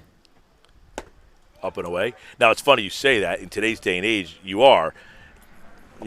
Back in the day, 7 innings you did in your sleep. Sure, 100%. That's all he did. I mean, I used to watch pro ball, and these guys are all throwing 9 innings. Now it's pitch counts. And that very mound there, I must have thrown 5,742 pitches on in a season. You're probably accurate on that. You probably counted every one of them. Well, you throw 150 a game. Yeah, it's amazing they now didn't count them for you back then. Again, there is a point to going on the pitch count, and obviously saving these arms and not overdoing it. But, again, back in the day, watching pro ball, everybody was throwing 100 pitches. Nobody does that anymore. No, they were throwing 160. Nolan Ryan. Exactly. Complete game, 160 pitches. It's an interesting, the whole dynamic of that conversation is that pitch is swung on and foul tipped, and Master goes down on strikes. Nice pitch by Gallardo to get Master swinging. Yeah, Master didn't like the call on the 3-1 to make it a full count, and then he was a little, I think, frustrated and went swinging after a pitch out of the zone. That's that youthful exuberance, if you will, by letting it get to you. You got to just kind of suck it up and say, let's get refocus. See, the challenge now, Al, is, you talk about pitch counts because the kids are playing on so many different teams. They might be on a travel team. They play for their rec team. They play for their high school team, and they're getting pulled in so many different directions. So they almost put pitch counts on so that a coach doesn't overuse them. But sure. I think the bigger problem than the pitch count and Storr's ball back through the middle over to first. Nice pick at first, but not in time. Storr getting down the line, baby. Drew Storr beats out an infield single. He'll be a one-out base runner. I think more than the pitch counts, it's the workload is the issue. Yeah. You feel the guy, and Vallejo is going to come out and talk to his pitcher here. You got a guy who pitches on Monday and throws 40 pitches, and then on Wednesday he throws 1 inning or 2 innings in 40 pitches, and he'll say, I only threw 2 innings. Right, but we don't know what the pitch count was. Right, but then you throw again on Wednesday, and then on Saturday you said, I only threw 1 inning, but you threw 40 pitches on Monday, you threw 18 pitches on Wednesday, and now you're throwing again. So the pitch counts are low in those particular games, but your arm gets inflamed, and it never has a chance to recover, but it's not all the way inflamed, and it's just this constant light inflammation that never goes away because I only threw 40. I only threw 2 innings. I threw an inning here. I would prefer the guy just to go out and throw 120 one day a week and get the full rest. But they're on. You're pulling from so many different teams. I'm on this team. I'm on that team. I'm on this team. They need me here. I need them on Saturday. I'm pitching on Tuesday. That's kind of not.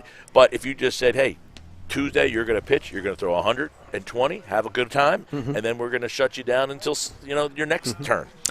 I live that, so I know all about the rec ball piece, the travel ball piece, and then even the high school piece. So it's tough to balance out. And again, you try to do the right thing for everybody, for every program, what's best for your son or player or whatever the case may be. And it's just a tough balancing act. And you always want to do the right thing, but again, pretty difficult. Got a new pitcher on the mound there, Mike. Looks like we have number 11.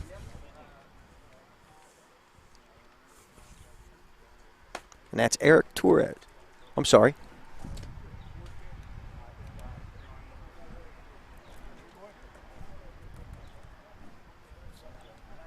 Yeah, Eric Torres on the mound now. Relieving Gallardo.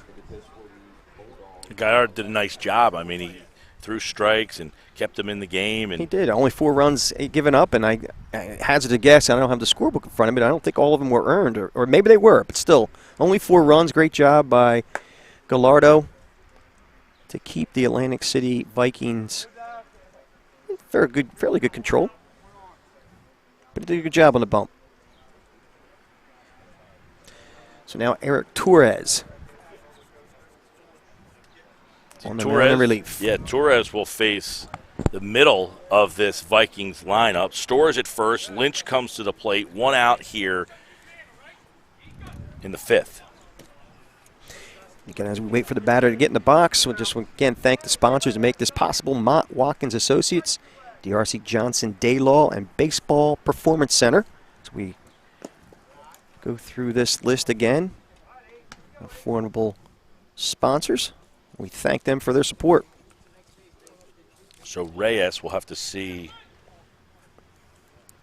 Torres will have to see whose spot in the lineup he took.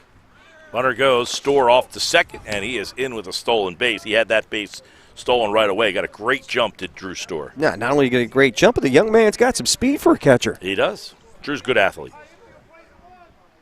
He's one of those kids, you ask him, though, where do you play? I catch. Anywhere else? I catch. He can play a little other positions, but he just loves the tools of ignorance. Yeah. He loves being back there, man. He has a passion for it, and that says a lot. You can see it. You can see the work he's been doing behind the dish. And, last year he broke his wrist, I believe, and ended his season. And, he's a 15-year-old. A lot of times the 15-year-olds, they don't play their last rec season because they're focusing on it. He almost didn't want to hand his jersey back to me. He loved playing so much. It says a lot about this young man. Great family. Oh, he's got a big lead. Ball good jump. Hit in front of the mound over to first. They get the lead, the out at first base, but Store advances to third. So Lynch goes 1-3, the second out of the inning, and that brings up Bastidas, who was hit by a pitch, laced one to right, and was struck out in the fourth with an RBI situation here. Yeah, Store in that last play had a great jump, got his secondaries and took off on the batted ball. He actually had visions of possibly trying to score on that, but coach held him up.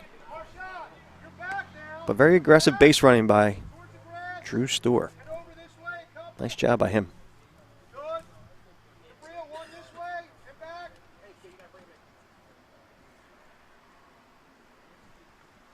Upstairs, 2-0. David Bastidas, the Atlantic City Vikings, wearing the white with blue pins. A little Yankee look here. Love the unis. Looking sharp. And that pitch is fouled. 2-1. Now, what do you think of, like Bishop Eustace yesterday had the black unis with the pinstripes? Those unis were, so I say banging, I sound like a kid. They were filthy. I loved them. I know Sully like. I was digging them. I'm not a fan of the pinstripes. He didn't like them. I just don't like pinstripes. That's all. That's me. Why? Because it reminds you of the Yankees? Maybe. Wow, we wore pinstripes at Mainland when I was there. Green pinstripes. Yep. Really? Yep. White with green I think that would look good. I just don't like a pinstripe. I know it's a classic look. It's just not my look. You can have that look, all right? You save that look for you. That's all right. I don't look good in pinstripes. Exactly, which is why I don't want to wear them. I don't like them. I saw a picture of the Atlantic City uniforms, and I was like, in person they're better than they are in a picture. For some reason, I was like, in the picture, they look good on these kids. They don't look good on me and you. I love the I have to wear the uniform when I coach in All-Stars. We have to wear the uniform. So when I design the uniform, I design it with me in mind. Pistardo hits one to the right side. Bowman recovers, and they got him at first base. Bowman. I think Junior Mejia and the first base umpire are going to have no lunch dates anytime soon. Great job there by Bowman. End the inning. Junior's a very mild-mannered gentleman. He's walking off nicely this time. End of the fifth. 4-0 Vikings.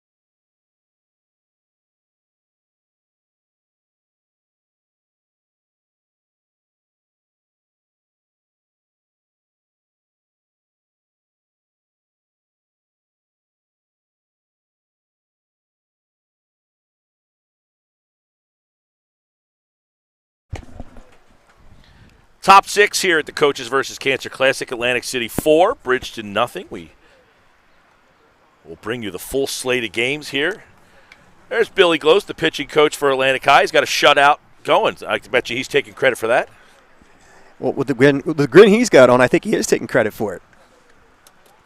Long-time pitching coach for Atlantic City, Brett Bean, Junior Mejia. Great job by them.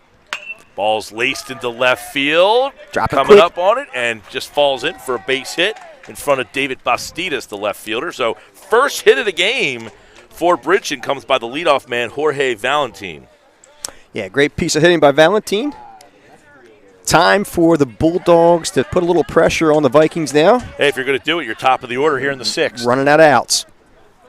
And by the way, we were talking about the Little Leagues and the Babe Ruths. Apparently, Bridgeton got their Little League program back going this year. Oh, would you get word? I did get word. Oh, look at you with all the inside scoop. That's good. I mean, that's huge. We could talk about this all day, how important Little League is to get these kids. Some of the kids just play ball because it's something to do. The parents get them introduced to it. But then you fall in love with the game.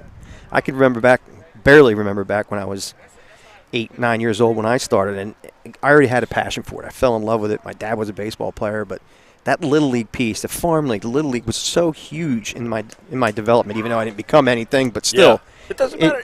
But it just continued to fuel the fire. You know what I mean? It's fueling the fire. But any sports team, my girlfriend's son, I said it's not about if you're the best player on the team. It's about making lifelong friends and connections. And that guy you grew up with, he owns a business. You need a job, and he knew you because you played baseball together when you were 13 years old. Lifelong lessons to learn in baseball, too, as well. Oh, nice. Grounded to first.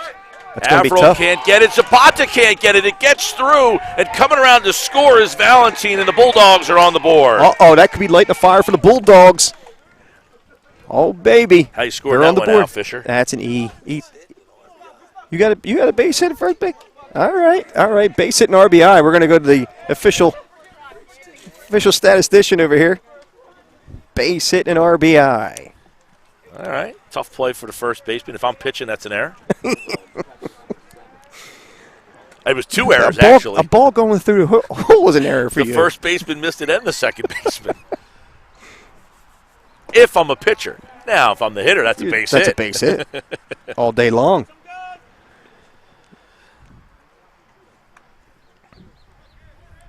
Dunkel, the catcher.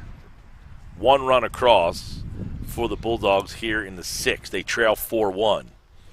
Meeting the order for the Bulldogs. There Maybe they can get something going. Store's throw. Just short, and it runs right into Castro.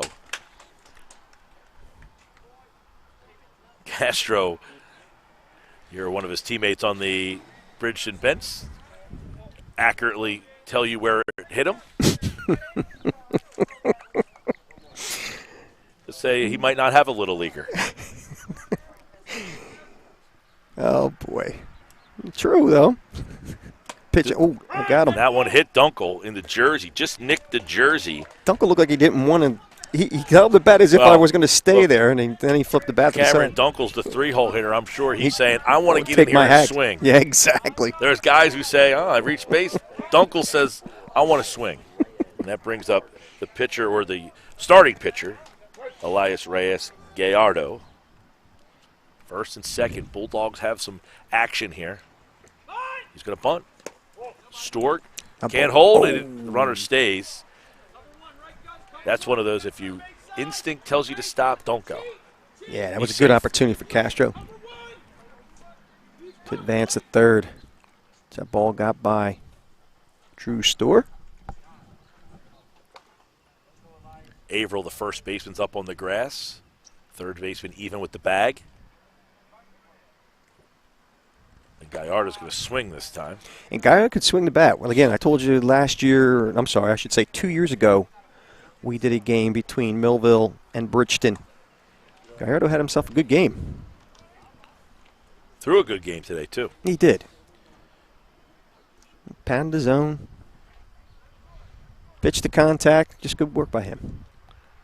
The 4-hole hitter for the Bulldogs steps in, takes a swing and a miss. Good pitch by Lynch. His head was taking a look over at Northfield there. He was really trying to rip that one. Oh, he sure was. The old Linwood Park over there he was trying to hit. You know, it's funny you talk about baseball growing up. You know, Linwood, where I played my senior league games on the field across the way, doesn't exist anymore. Really? They don't have a league. Wow. Is the field still there? Nope, they got rid of it. They just the Linwood kids have now combined with Summers Point and Northfield. They all play in Summers Point. Summers Point, Babe Ruth is now called Mainland, and it's the 3 Mainland towns combined to make a team. So Linwood has doesn't have their own program any longer. See if Gallardo can help out.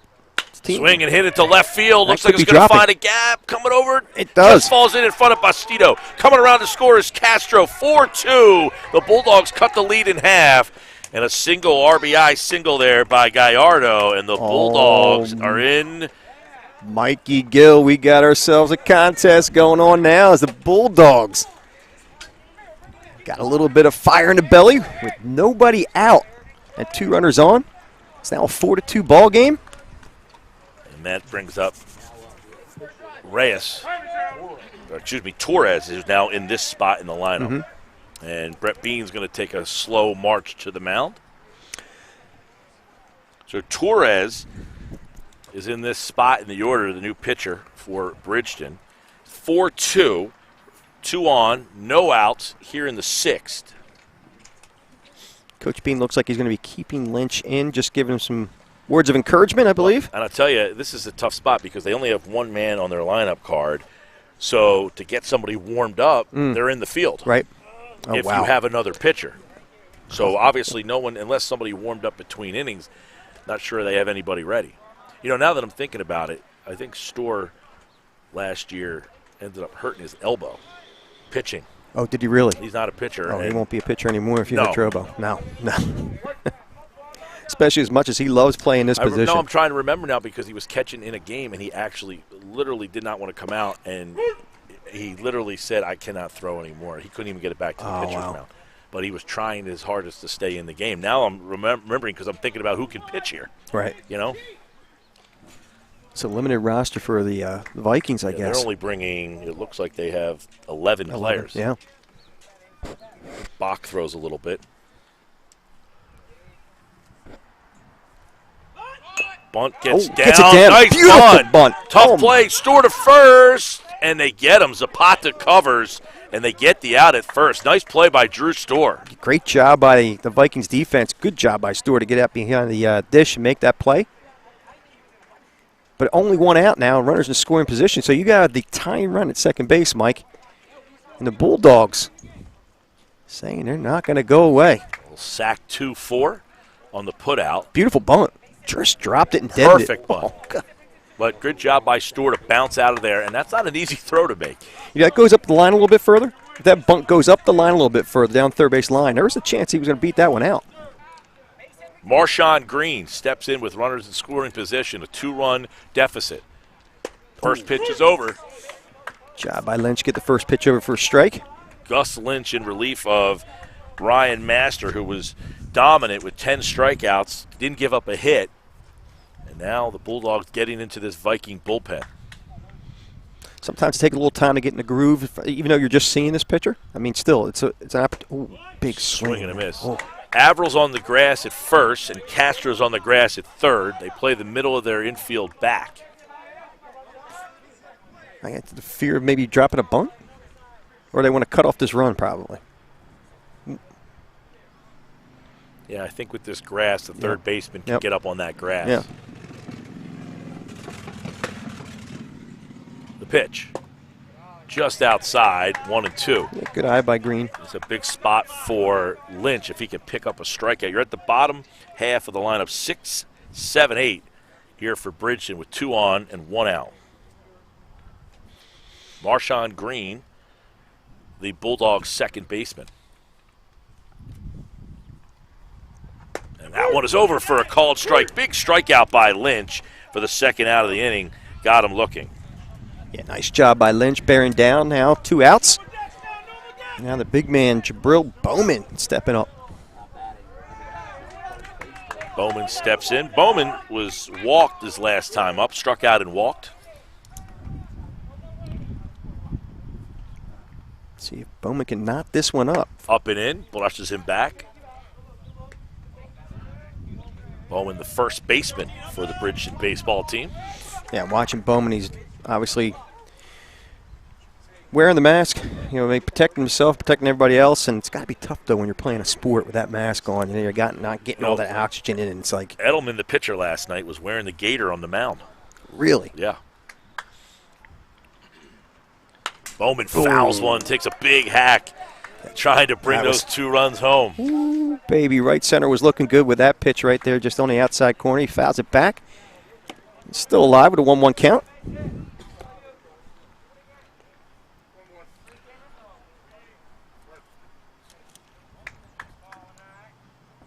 Dunkel's the runner at third. Gallardo out at second. Big swing by Bowman, and Lynch now ahead in the count. Ball and 2 strikes to Bowman. 2 down here in the 6th. 2 runs across for Bridgeton. 2 hanging on the bases. 4-2 Vikings lead.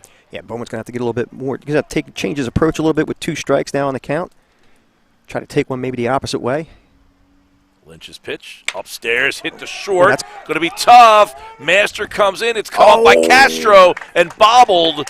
And that was going to be a tough play anyway. That was going to be a tough play. Bowman getting down the line. Still had a chance to get him, but unfortunately could not get the grip on that baseball. And Bowman's there with an infield single. We talk so much about exit velo and all these numbers. That ball was barely hit, and chaos ensued. Chaos was definitely the word in that situation. And Bowman safely at first base now with a 4-3 ball game and a tying run at third base. And that's going to bring up Angelo Marrero. Bowman at first, Castro at third. 2 down here in the 6th. 4-3, Atlantic City holding on. Lynch winds, delivers, strike 1. Yeah, Marrero in this spot needs to be aggressive, obviously, because you're down 1 run. You don't know if you're going to get this opportunity again in the 7th. And you got that tying run at third. Let's get aggressive at the plate. And what's going to be interesting here, Al, is we know that pitch is over for a called strike. There goes Bowman. They're going to give him the base. That's an interesting 2 outs. You got a big man like that. Do you take a shot throwing him out? No, because if you get an overthrow now, the tying run comes in to score. Now let him have it, because he's not a threat at this point. And I don't mean it in a negative way. I mean, he's not a threat. He is the lead run, but you got to put a couple runs together for that to happen. Or a couple hits together to get that to happen. Pitch is down, and Storr does a good job keeping it in front. Yeah, real nice job. This is going to be interesting, Al, is because we know the game that's up next is a highly anticipated game, probably going to have a big crowd. As this game creeps into its final innings, they're going to have a lot of people out here watching them, getting ready for the next game. Exactly. Well, Bridgeton's done a nice job of making this an exciting one, down 1 run. Again, runner 90 feet away from tying this game up. The 1-2 downstairs. Storr gets in front. Oh. Boy, if this had a bigger backstop and that got a little further away, you never know. Storr did a good job keeping that ball in Beautiful front. Job. Yep. So it's 2 balls, 2 strikes, 2 outs here with 2 runners on here in the 6th. 4-3 Atlantic High. They will send Castro, Averill, and Averill to the plate in the bottom half of the 6th. But right now, Bridgeton in the top half looking to add some more. And that pitch is downstairs. Ball 2-2. Full count. Storr getting a little work behind the dish there this half inning. He sure is. So a 3-2 count with 2 outs. Lynch staring in for the sign. Gallardo at third, Bowman at second. The pitch. And it's outside, ball 4. Good job by Marrero to draw the walk, force the walk, if you will. And it looks like Dominic Ketterer, the 9-hole hitter, is going to have a little conversation with Mike Villela. Probably told him this is your time right now, Dominic. Make it happen. Struck out and popped up to short.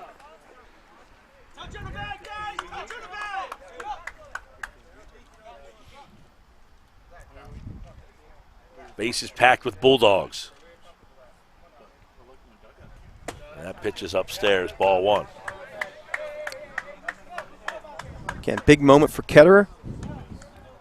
Yeah, the 9-hole hitter with Valentine waiting on deck. 3 runs across. Valentine led off the inning with a single. He scored. Short playing him closer to the hole here, closer to the. Oh, gets away from short Storr. backstop, man. Every time a ball gets by a catcher, I'm not used to the short backstop. This is one of the shorter ones in the league, yeah. So it's really tough. You got to really read that bouncing around and have those instincts to go.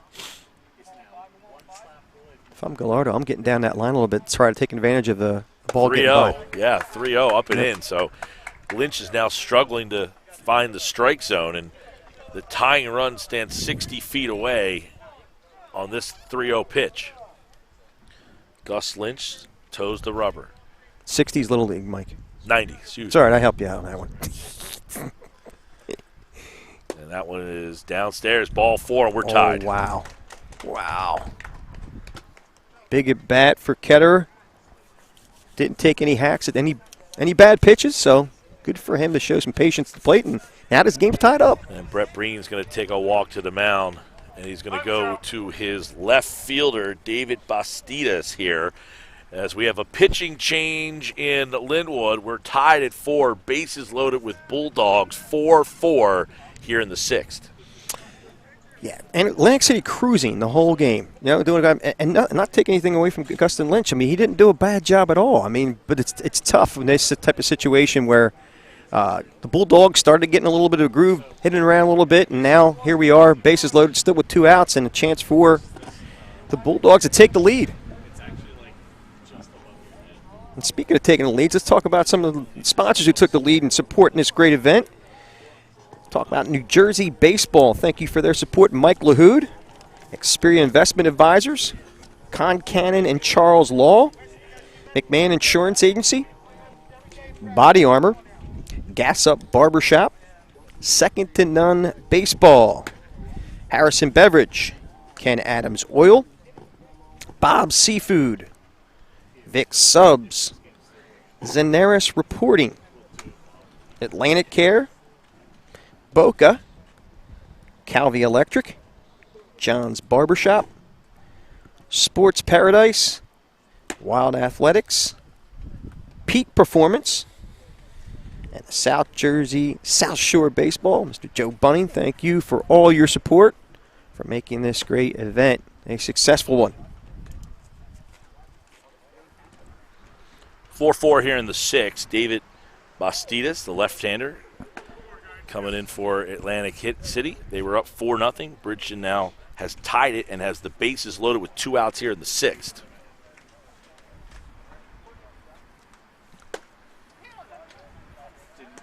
See the new defensive arrangements here. It looks like Zapata.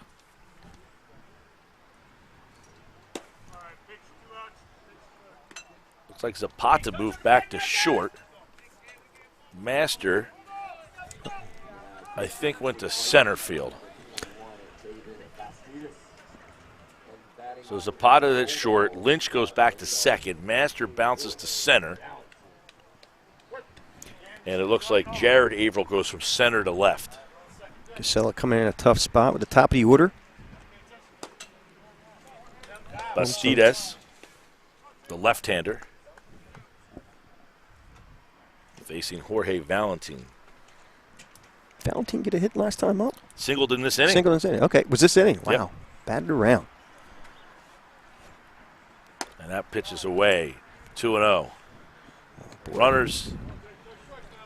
Casella's got to throw strikes. You got to start throwing strikes. Oh, Bastidas, I'm sorry. Bastidas got to throw strikes. I told you that. Yeah, you did. Yeah. You did. I wasn't listening You're to you. not listening to me. No, I'm not listening to you at all. No, I got you. You don't listen to a word I'm saying.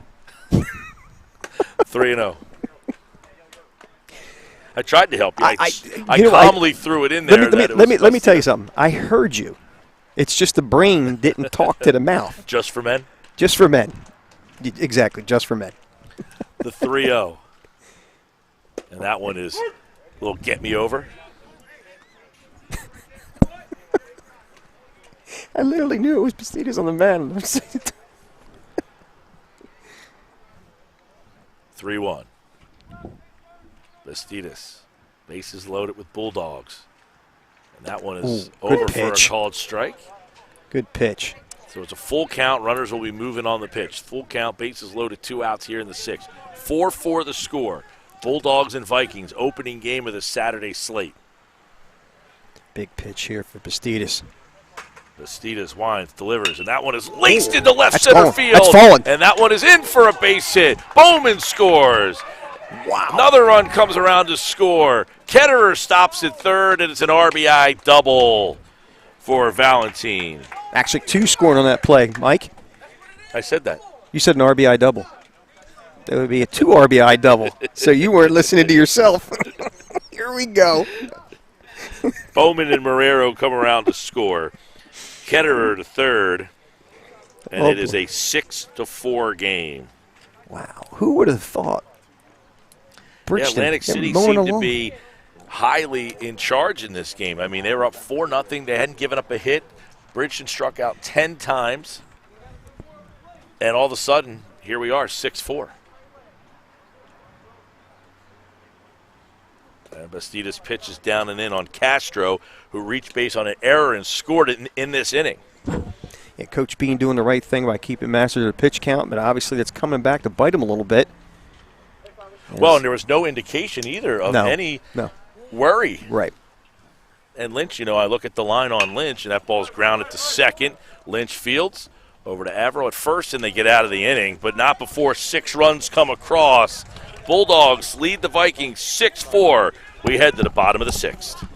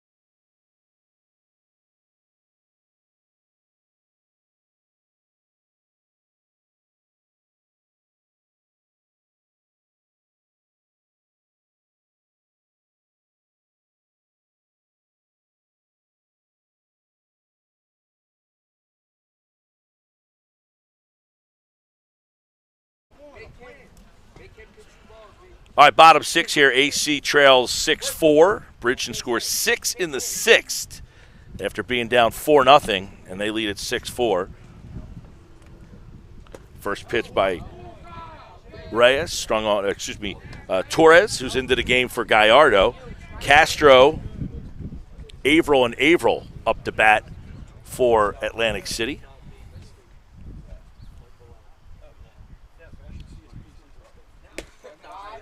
Pitch is outside.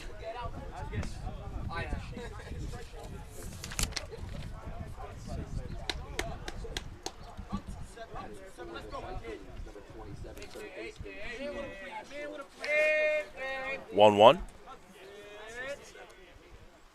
Pitch is grounded to short. Valentine, tough hop over to first. Can't get the scoop by Bowman. And Castro beats that out, so a leadoff base runner for the Vikings here in the 6th.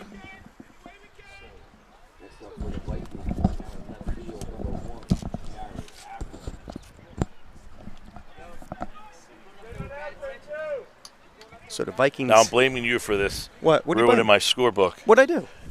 You spilled my coffee. It got onto my book, and now the whole book is ruined. It looks. You owe me $2.97. Walmart. Looks like my old car with all the coffee marks in it. Of course, my pickup, which I did not willingly give to Doug Stasic, but I had to give it to him because he had to run. I'm like a nervous wreck. He's got my truck. And that's my baby. Yeah. That wouldn't look like your book right now. The book is my baby. I'm sorry, brother. I'm sorry. I told you I couldn't even handle the fact that I put a strikeout in the guy's column and he didn't strike out. Then you spilled coffee on my book. That looks like the homework you used to Look hand at in. this, man. This thing is precision. Is that what you call it? Whew. You could turn this to Cooperstown.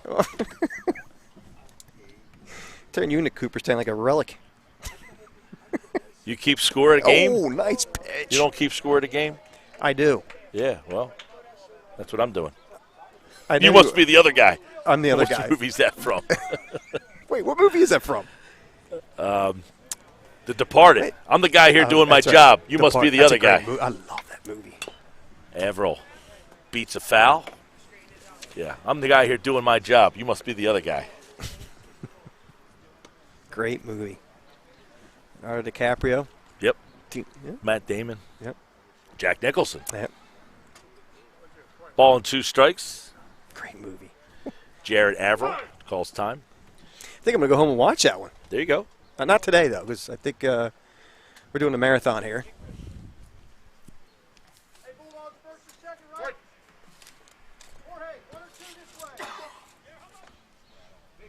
So the Vikings need to battle back. Ball's hit to second. Double play ball. The short doesn't cover, and that's going to cost them the 2 outs. Could have tailor-made there. It was absolutely textbook made, tailor made double play ball, but unfortunately no coverage. But at least you get the lead runner and the first out of the inning. Jamar Averill. Now, it's a beautiful day, but for the first time, it feels like our friends the Nats have decided to join us for today's starting game. to swat away. Yeah. You drawing them in? Well, they like good-looking guys. Then they must be hovering around my head. Well, you asked me if I was drawing them in, so now it's you. You just admitted it. See what I did there? Well, I drew you right into that one. I was going to go somewhere else with that, but I decided to be professional. Stolen base, by the way. Averill advances. So, Jamar Averill up the bat. Jared Averill at second. Nobody out here in the 6th. Atlantic City trails 6-4. Actually, one out, Mike. The force out, the fielder's choice at second. Yes, the scoreboard guy is wrong. He is. And I was paying attention. I was listening. That's a first.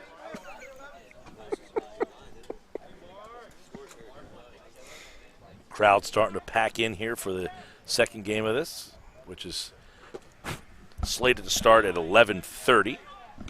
These Nats are starting to get to me. 2 balls, 1 strike, 1 out here in the 6th. Runner at second is Averill. Zapata waits on deck. That pitch is outside. 3-1. Yeah, Vikings got to start getting on their horse here and putting some runs on the board, or they're running out of time. Yeah, and you wonder how many arms they have left as well. Bastidos came in relief. If they are to pick up a couple of runs, is this his game to hold on to?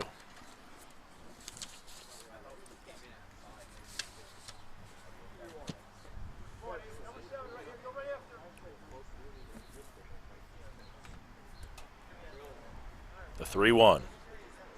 And that ball is down and away, ball 4. So a pair of Averills on the bases for the Vikings, and that brings up the shortstop, Otis Zapata. Zapata singled and scored. He walked and hit into a fielder's choice. You said he looks the role. Let's see if he can play the role right now. A big spot for him. Again, with the Vikings down 2 runs. The tying run at first base. And that's the main thing, is getting this game tied in this scenario. No. Knowing Otis the way that I do, not the most patient hitter. He's looking for something early in the count. He wants to try to grip a fastball.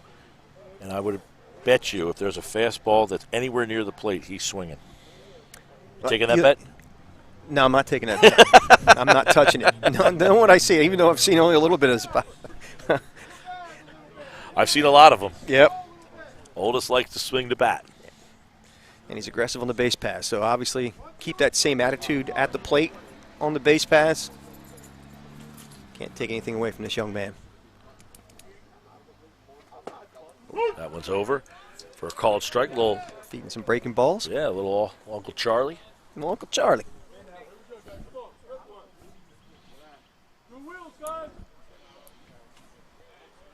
TJ Hunt in the house from PBR, New Jersey. Another man with a face for radio. You know I love you, brother. Nah, man. You make me look good. Ball and 2 strikes. Averill at second, Averill at first. Zapata at the plate. Ball and 2 strikes, 1 out here in the 6th. And that ball's hit the 3rd. Oh, it's a tough one. Tough one in front over to first, and Zapata beats it out. So Zapata, of course, we know has good speed, and he just, put the ball in play. Yeah, you know what? I'm going to tell you straight up because I was watching him go down the line after they bobbled at third. He didn't look like he was busting it, though. I saw him faster now. You were watching. I was watching. Yeah, I didn't see him. I was watching. Because the ball kind of hit the third baseman, and he had it in front, and I was wondering if he was going to pick it up and be able to go to third with it. Yeah, and I glanced at first, and then I looked down to see because I could tell his body language is taking him to first base, and I was like, look at his opponent. Kid's got some serious speed. He does. Dintner now. Yeah. Zach Dintner, the designated hitter for Atlantic High. I saw you looking over here. I thought maybe you needed something. I was like, oh, no, I was looking. That's why I'm like, you good? I was clearing his name. Oh, you were making sure you had the right name. Gotcha. I'll help you out. I'll point. Zach Dinter, the designated hitter in the 9-hole. Master waits on deck. So if they can turn this over, they'll get the top of the lineup here in the 6th. Either way, Atlantic City trails. They need 2. Off of Eric Torres in relief of Elias Reyes Gallardo. That's a lot to say, Mike. You got it all in, too. Torres' pitch is inside, swing and a miss for Dinter. Torres showing some good breaking ball.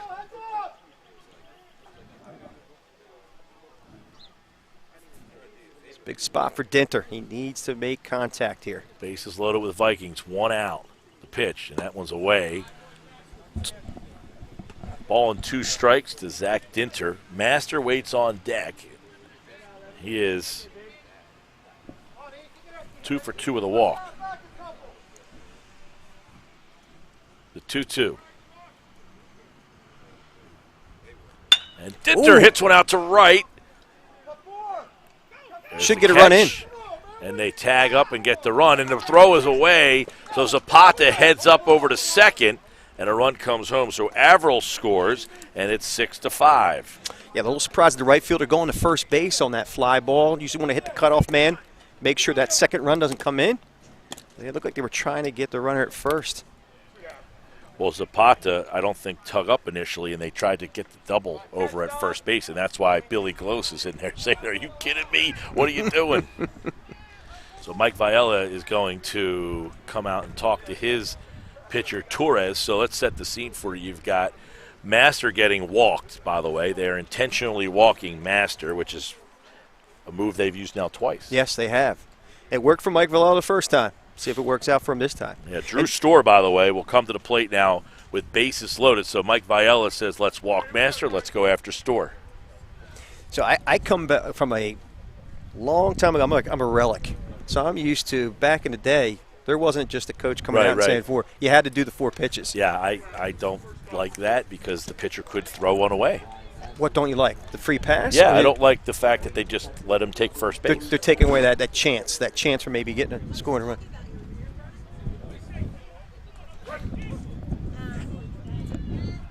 Do you think I can hear you?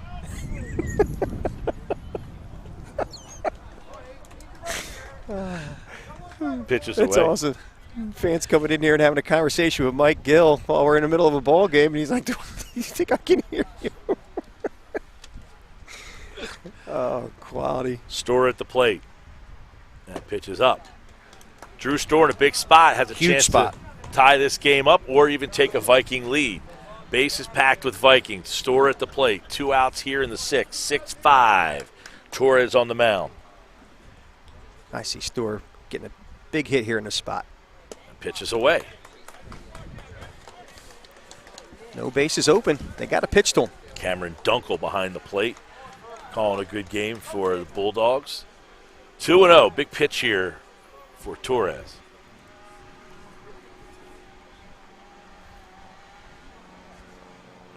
And that's a curveball, good gets that pitch. one over.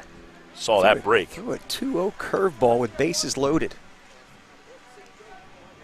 That's a guy that's confident in his pitching. Trust it. That's what I'm saying. How about it? 3-1. Drew Storr. Here's the pitch. And that one's up over his head. It's ball 4. So Storr picks up a walk. It advances the base runners, and the Vikings tie this game at 6-6. So the Vikings give up 6 in the 6th and then answer with 2 of their own, and we're all tied 6-6-6, the work of the devil. Oh, no. Don't mention that. Did you really say that? All right. The work of that guy. It's Mike Villela making a call. So that move backfires on Villela because he walks the batter intentionally, and his pitcher couldn't throw the strikes there, and he ends up walking home the tying run. Now, he called in Gallardo. I'm wondering what he's doing. Oh, maybe he's moving Gallardo to behind the dish because Dunkel's coming in and looks like he's going to be pitching. So that's an interesting, it worked for him the first time with 2 outs there, bases loaded. You're really counting on your pitcher to throw strikes in. Mm-hmm. Yeah, and it's a shame because obviously this is a spot where you took a 2-run lead just the last half inning and now just want to execute the plan. Pitch the contact, let them put the ball in play, let your fielders make the play, but unfortunately that did not happen this half inning for the Bulldogs. The Vikings tied up 6-6. Yeah, I know that it's probably, you're looking at Atlantic City's lineup and saying, hey, they got one guy that's really been hitting the ball hard and can make some damage happen here. So let's just put him on and see if the next guy in the order, which philosophically makes some sense, but if your pitcher can't execute and throw strikes, you're in a tough spot. But the move itself makes some sense. Oh, absolutely it does. So we got a pitching change for the Bulldogs, and again it will be Cameron Dunkel. Cameron Dunkel, who was working behind the dish. And that means Gallardo, who has pitched 4 innings in this game, went over to third, and now he's going behind the dish. Gallardo's seen all the field today. Where is the lunch spot of choice in Bridgeton? Where are you stopping in Bridgeton? It's been a while since I've been in Bridgeton, to be honest with you. I used to be in Bridgeton quite often because I used to be a Keebler cookie guy. Yeah? I used to go around to all the stores. I'm trying to remember the name of that Italian restaurant right there in the strip mall. It used to be right next to the Thriftway. I've caught a couple football games out there in Bridgeton, but it's been a couple of years, so I haven't really I don't know the perfect fare. But Gallardo deserves a stop there on the way home. He does. He does. Making me hungry talking about food right now. As does Dunkel. You're catching for 6 innings, and then you say, hey, buddy, I need you to pitch. So Cameron Dunkel in relief here of Eric Torres.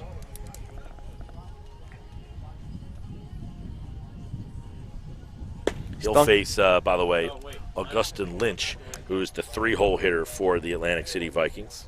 Obviously, it's only warm-ups, but Dunkel is all around the strike zone, just pounding it right now before he faces his first batter. And that's what you want out of your relief pitcher. Just be in the zone. And Dunkel gives the thumbs up that he's ready.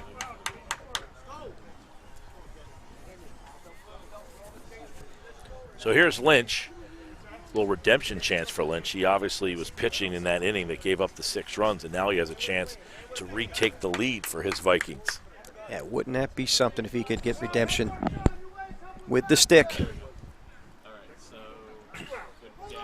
2 outs, bases full with Vikings. Storr at first, Master at second, Zapata at third. Fouled off by Lynch. All 3 of those guys were in my lineup at one point. Storr, Master, Zapata. How about that? You're like a proud papa. Very nice to see. As Holy Spirit roster will be littered with guys who played for me as well. Dunkel's the Mike pitch. Gill influence. And that ball is hit to the right side, picked up, over to first. Got him. Oh, wow, big out, and we are staying tied. Nice quick play on the exchange. And that is how we'll end the inning here in the 6th. But the Vikings tack on 2. We're tied 6-6. We head to the 7th here on BFA Sports.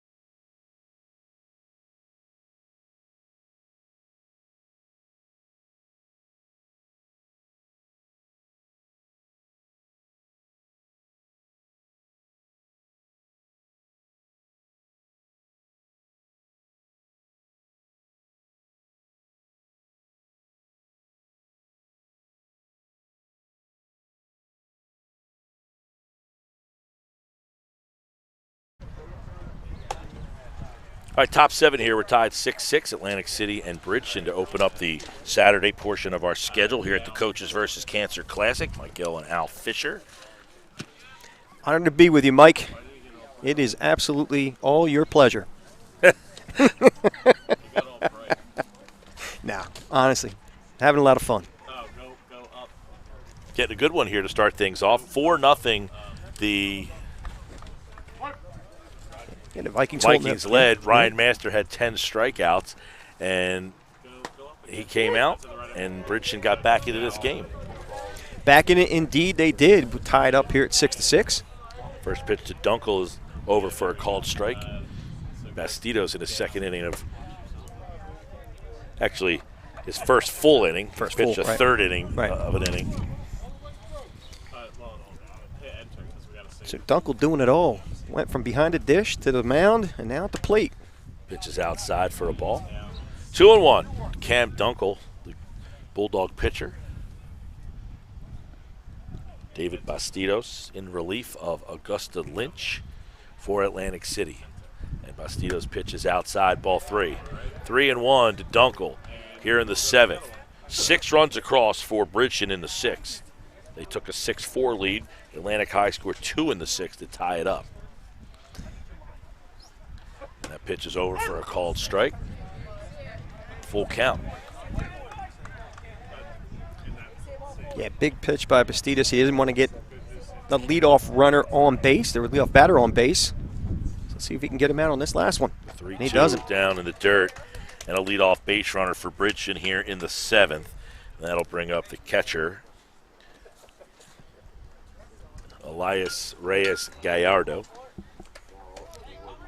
Look at that. Rolls right off your tongue, man. Look, you sound good.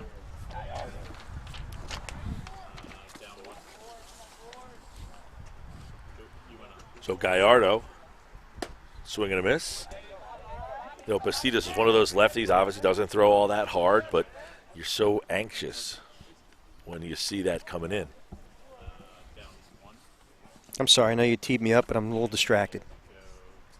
It's like not even walking up to the tee box and taking your swing. You just put the ball right on there. Foul tip, 0-2. Torres on deck for Bridgeton. Dunkel off on the pitch. There he goes. Oh, he's got some speed. Another catcher with speed. So Dunkel steals that base into scoring position now, and Gallardo takes the pitch, which was down for a ball. 1 ball, 2 strikes. Dunkel stolen base. He's at second. Nobody out here in the 7th. Chance for the Bulldogs to get that run up with the Viking. Will send up for the 4, 5, 6 hitters in the 7th. And Bastardo's pitch is hit high into left field. Avril's under it, and he makes the easy catch. So a lazy fly to left, and we got 1 away here in the 7th. Yeah, good opportunity right there for Gallardo. I mean, obviously the pitch was probably a little bit inside, but maybe if he could have hit right field, maybe Dunkel gets that tag and advances to third. Put a little pressure on Bastidas. So Eric Torres heading to the plate here for Bridgeton. 1 on and 1 out here in the 7th. Torres pitched in the middle relief there. Takes a called first strike. David Bastidas, who is the 3rd Viking pitcher today. Some good speed out at second base in Dunkel, as we've already seen him steal second base. So, yeah, he can go here. There he goes. And that's up. Good jump. And Storr, ball kind of squirted out of his hand. You know, that pitch was stolen on the pitcher. Bastidas never looked back to second base, and Dunk will give him credit. He knew it. He was reading that pitcher and saw that he hasn't looked back, and he stole that base off of David Bastidas. Yeah, great heads-up base running by Dunkel. Get that stolen base. And again, sac fly gives the Bulldogs a lead. So right now all you need is Torres. The 1 out and Torres at the plate with a runner on third. Infield is in on the grass. Pitches up and away for a ball. think it's 1-2. That's what the scoreboard says, 1-2. Infield up for Atlantic City, trying to cut off the leading run. Ball swung on and missed, and Bastidas gets a big strikeout in that spot for the second out of the inning. Big strikeout indeed for Bastidas. And now down to 1 out for the Bulldogs. And that is Marshawn Green. You see Mike Viella saying, look, this is your spot, your kid. spot, buddy. He's been hit by a pitch. He struck out and grounded to third. Holy Spirit and Don Bosco Prep waiting on deck. Ooh-wee. Can't wait for that one. Here's Green. Pitch is over for a called strike. Green is in the 6th spot in the order. Bowman waits on deck.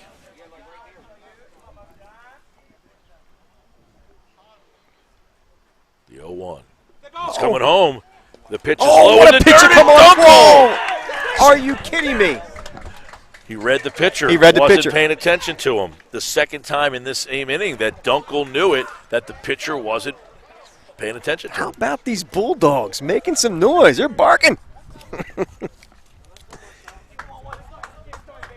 Mike Villela understating himself earlier on before this game started. Said almost to the point. I'm not going to quote him verbatim. He said, we are not worthy to be here, almost like a respect to what's going on here today with Coaches versus Cancer. But, man, I'll tell you, Bulldogs bringing it. Pitch is upstairs. And the pitcher, just a lefty with his back to the runner at third, doesn't look over. The runner breaks, and then the pitcher, that's where the calmness has to come in, and he rushes that throw. Yeah, he did. And he threw it in the dirt. And obviously, Coach Villela called that too. That wasn't all. I don't think that was all on Dunkel. I said, and he trusts his speed, so worked out well. Good call. The pitch is way away, so it's 3-1. So they could get another 2-out base runner here. 7-6 Bridgeton.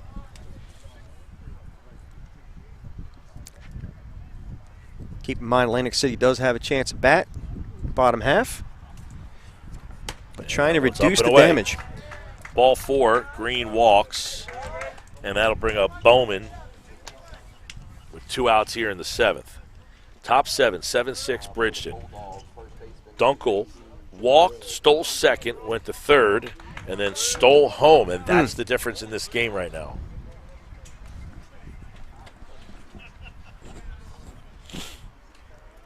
Bastidas, there goes the runner. Green is off. Not gonna the get throw him. by Storr is there. Did they get him? And got him. Wow, what a throw by Storr. Big spot and a big throw. Good for him, man.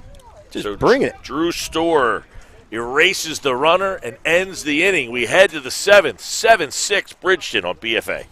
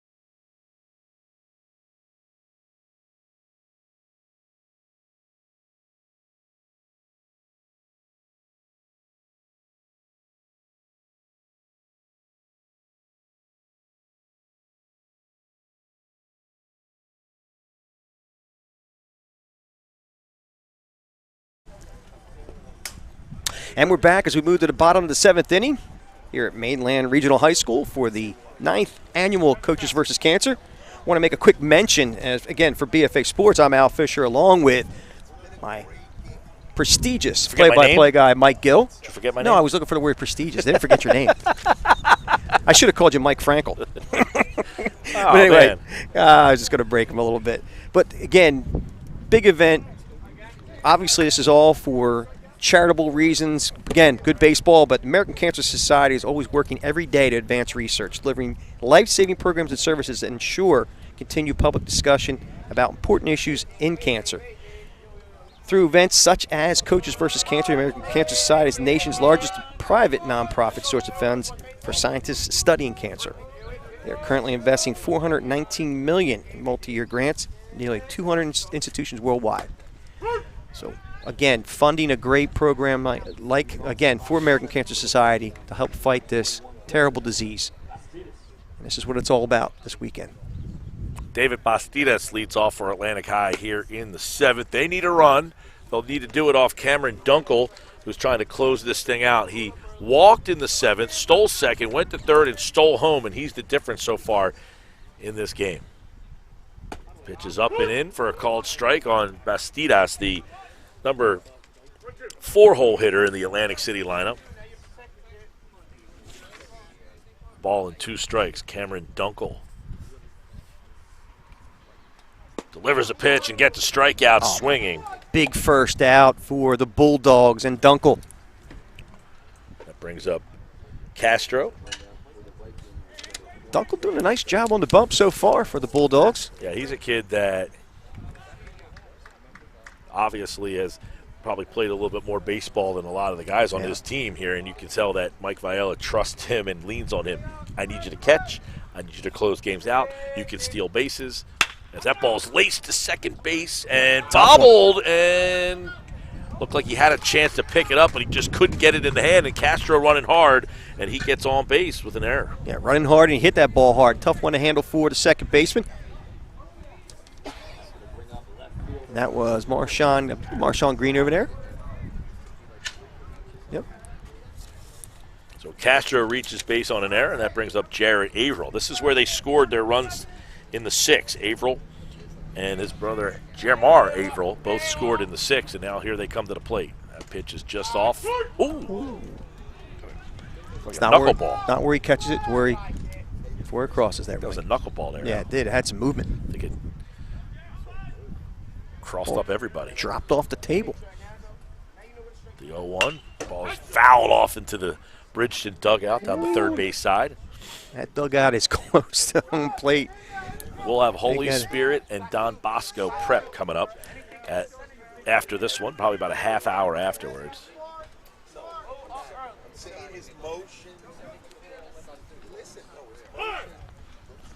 So Averill calls time. He has called time every time he's been up to bat, by the way. Good cat and mouse game right here. Based on Averill. Hey, calling timeout, wants to reset his mindset. Take the pitcher a little bit out of sync. Jared Averill, who started in center, he's over in left now for Atlantic City, looking for their first victory of the year, and that one's over for a called strike as Averill goes down looking. So another big out. Great job by Dunkel. Yeah, it's a tough spot. If you're the coach, you say, hey, that's too close to take in a 7th inning situation. That one's about letter high, right borderline? I'd say it was right there. Can't take it. It's a pitch you cannot take. Here's Jamar Averill, the first baseman for Atlantic High. Last opportunity for the Vikings. Oldest Zapata waits on deck. And the first pitch is on the inside part of the plate.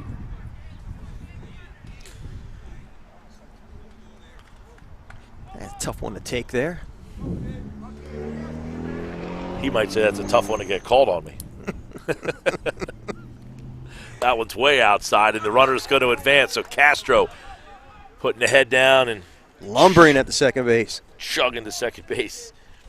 So Averill, Zapata on deck, and Dittner, then the top of the Viking lineup. 7-6. Bridgeton leads. They scored 6 in the 6th, 1 in the 7th. It's turned out to be a great game. I mean, it really didn't look that way. It looked like the Vikings were in complete control until that big 6th inning. They led 4-0. Pitches in the 3rd, and Castro thought about it and then reversed course and went back to second. You want to make that final out at third. You're running on the pitch here with 2 outs. You got to score on a single. Don't make that last out of the game at third base. Do not do that. Well, good heads up base running there to get back to second.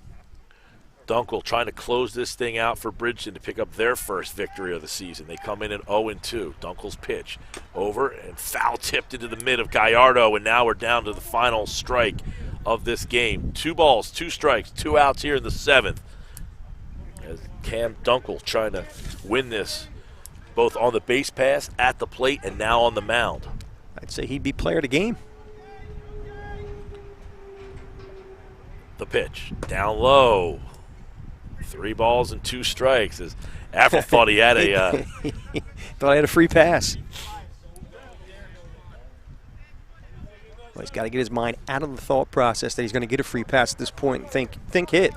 Think a big hit, especially with that runner only 180 feet away. Castro on second. That ball's hit back through the middle. Dunkel Nice play. Way to field corrals your and goes position. to first, and that's going to do it. The Bridgeton Bulldogs pick up their first win of the season. They beat Atlantic City 7-6 in the opener of the Coaches versus Cancer Saturday portion of the schedule. Atlantic City falls 7-6 as Cam Dunkel comes on and closes that one out. He gets the, as you mentioned, player of the game. He walked, stole second, went to third, stole home, and closes it out. Yeah, that young man actually created chaos on the base paths, did a great job on the bump, and definitely deserves the player of the game designation for the Bulldogs, winning this one 7-6. All right, coming up next here on BFA Sports, find your YouTube channel, sit in front of the TV, bring us on your laptop, tablet, or phone, because a good one's up next. The Holy Spirit Spartans will face Don Bosco Prep. Coming up next here on BFA Sports. I guarantee it's going to be a good one.